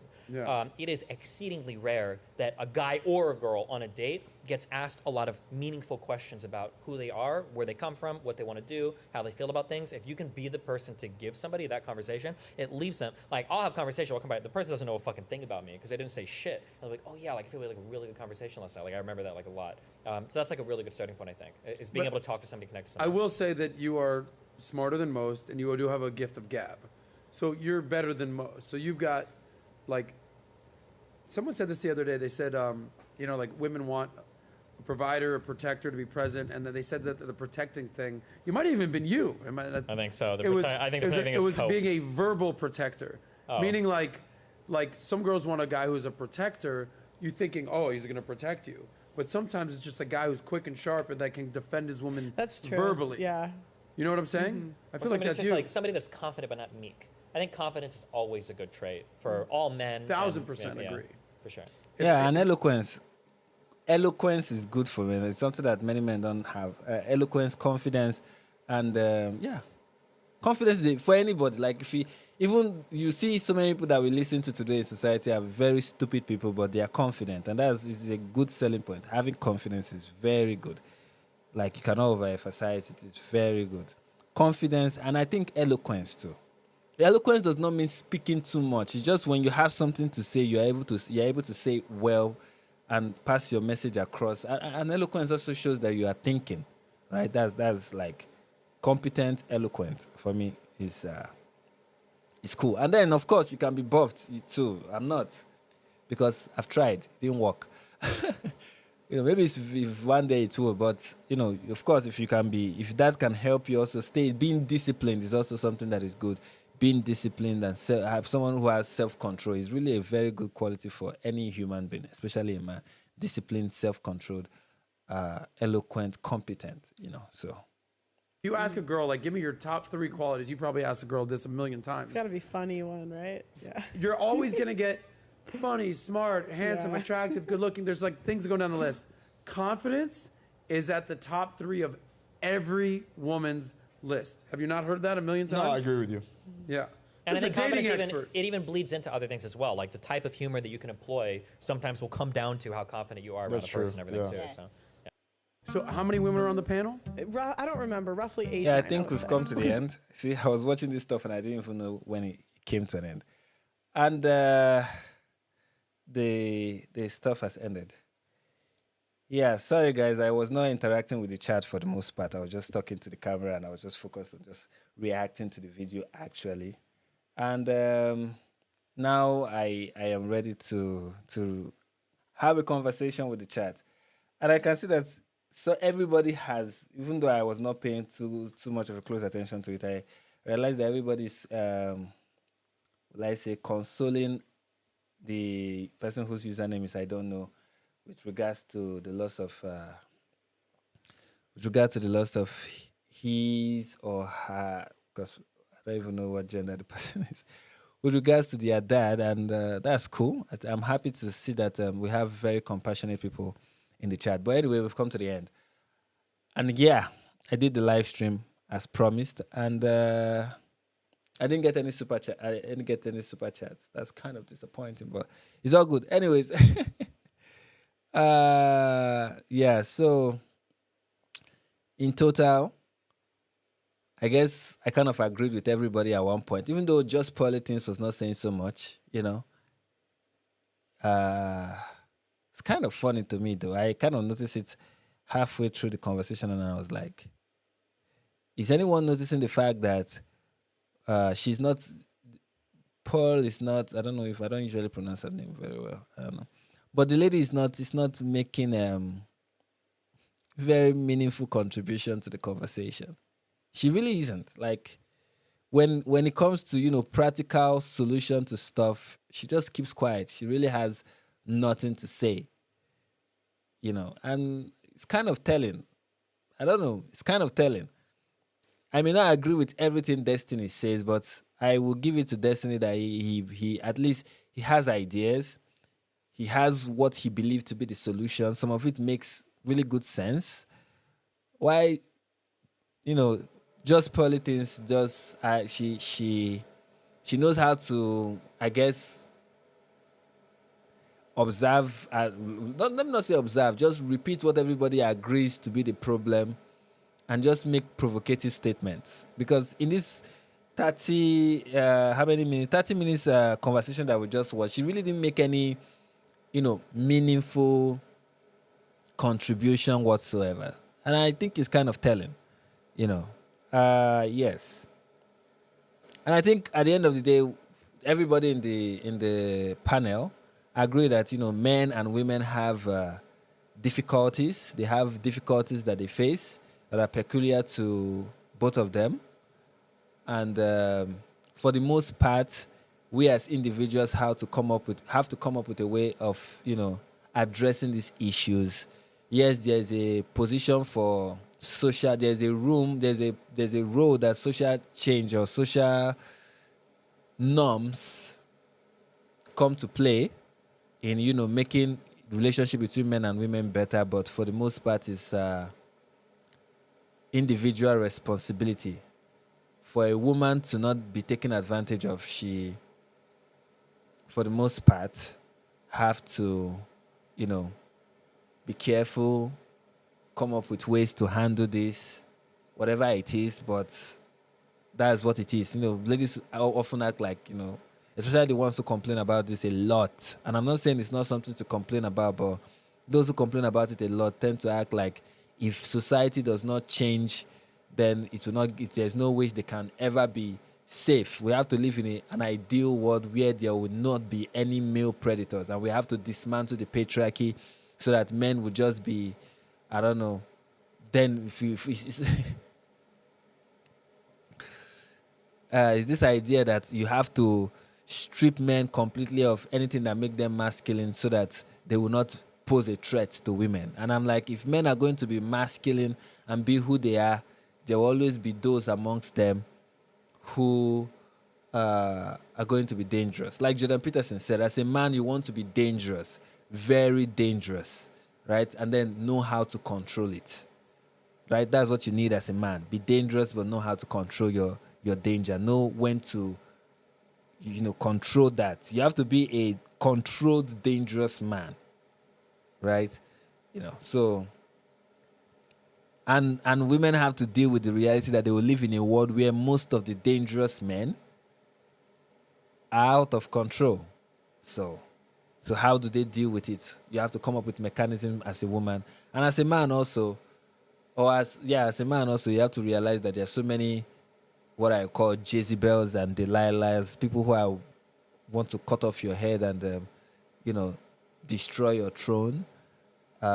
People who are very manipulative, very, very seductive, but not in the way of wanting to have sex with you, but seductive in a manipulative way.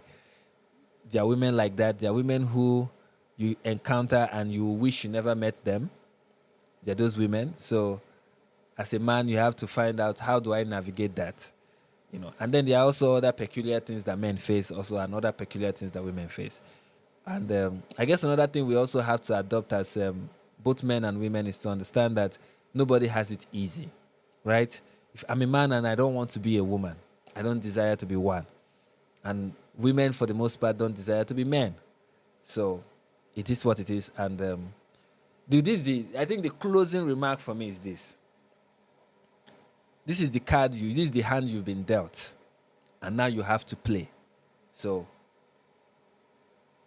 deal with it. Yeah, and it may sound like many people don't like to hear that. Like, this is your life, deal with it. So that is it. And let me just look at some of the things that have been said in the comments. This is from John. He said, Frank, do you think in today's society the majority of men are more feminine than women are? Okay. When you say in society today, you have to realize that I'm a Nigerian, and most Nigerian men are very masculine, right? But if you talk about in the West, what I see as a trend, and based on what people talk about for the most part, I think you have that, like that, what people will call a pandemic of effeminate men. I think that could be a good a true diagnosis of Western masculinity, the state of masculinity in Western societies, right? This is from the master. He said, masculinity is a positive trait, no toxicity involved. The danger only happens when men are not in control of themselves. Exactly. I think toxic masculinity is just men who lack self-control. That's just when you see a man who people call toxic, is a man who lacks self-control, who has allowed his pride, his ego to take over him, right? Instead of mastering his monsters and learning how to control himself, he loses control and just goes after everything he wants and feel as a man he should just get whatever he wants and have his way with whatever. It's something people call people say aggressiveness is toxic, but there are instances where it is good for a man to be aggressive, right? But when a man does not know when not to be aggressive and is aggressive all the time, that is a problem. You know, people talk about stoicism and men not being emotionally available. You don't want a man to be emotional for the most part, but they are, and that is something that forget what most women say. Most women, that's what they want. And I'm sure there are some women who like men who cry. But for the most part, you want a man who doesn't. Rather, but it doesn't mean that there's not a place where a man should, play down the stoicism and try to be emotionally available, like women like to say. What else? Risk taking. That is how men conquer the world. That's how we've gotten to the place we are today in Western societies, because men took risk. If they did not, we will not be where we are today. I mean, think of the voyages that brave men took across the world and what that has resulted in modern civilization. So obviously risk taking is a good thing, right? But sometimes you need to, it's just control, finding how to be moderate in everything, right? So that's that about me. And also, a woman, a toxic female is a female who understands the power of her femininity, and knows this. I say knows this, and knows how to control it and not be exploitative and seductive, right? So there's that.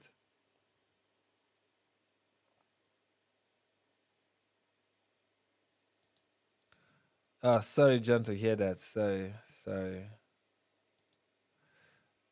This is from Bonato T. When men are not masculine, they tend to be dangerous and not care about society other than hurting the world. Yeah, that's another funny thing about. This is the thing. A man has two options. As a man, you have two options. You either become responsible, reasonable, self-controlled man.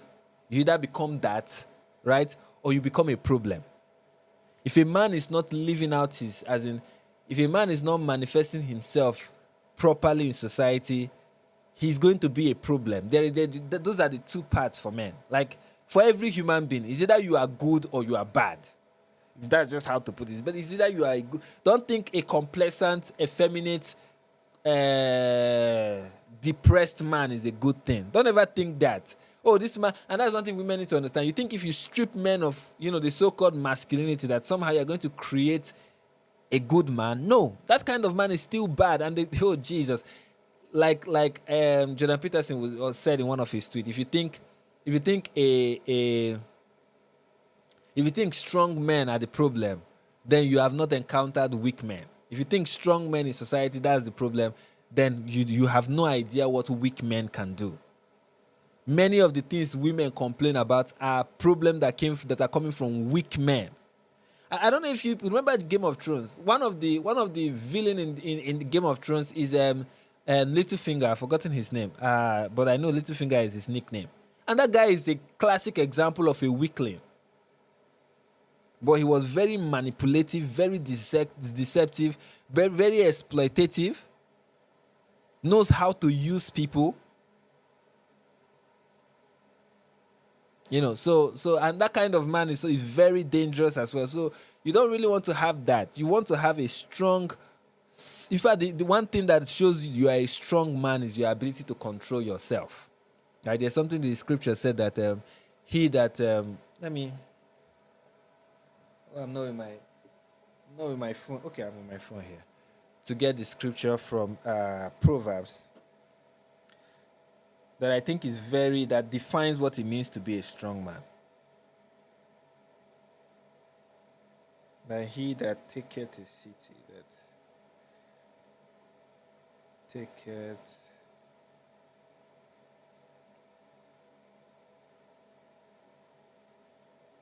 Okay, Proverbs 16 verse 32. He that is slow to anger is better than the mighty, and he that ruleth his spirit than he that taketh a city. Let me use a modern translation. Whoever is slow, this is English Standard Version. Whoever is slow to anger is better than the mighty, and he who rules his spirit than he who takes a city. New Living Translation. It's better to be patient than powerful. Better to have self-control than to conquer a city. So real strength comes from your ability to control yourself, and be patient and be slow to anger. Stuff like that is what makes a man strong. Of course, taking a city makes you strong, but self-control makes you truly strong. So that's that about masculinity. And sadly enough, people don't teach that. Like, hey, well, like, go to the gym, work out, be strong. Okay, it's good. But also be self-controlled, be responsible, be disciplined. Discipline is not just your ability to maintain a routine. That's something people don't understand. Discipline is it's more than just your ability to maintain a routine. It's your ability to be temperate, your ability to be patient, your ability to be slow to anger, to be tolerant. These are qualities that if you possess as a man, it shows that you are really strong. When you can really turn the place upside down, but you decide not to, because that is the right thing to do. That is strength. Okay, so.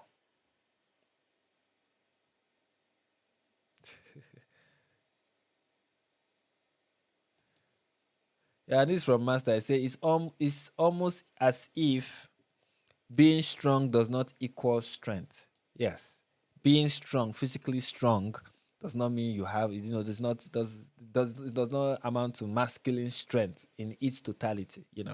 So yeah, and this is from Not Just Another Bookworm. It is this. There is a reason why so many women want the strong, silent type. They usually have the quality Frank is pointing out. That's true. That's true. Yeah, that's very true. And this is from Super Duper Fly. It said patience is the key to this word. One of them, I'm very sure that there are many keys. There's this joke we usually crack in Nigeria. We say these people keep telling you this is the keys. These are like 7 keys, and they don't show you the door. Some of those jokes. Anyways, yeah. So thank you guys. Thank you for hanging out with me.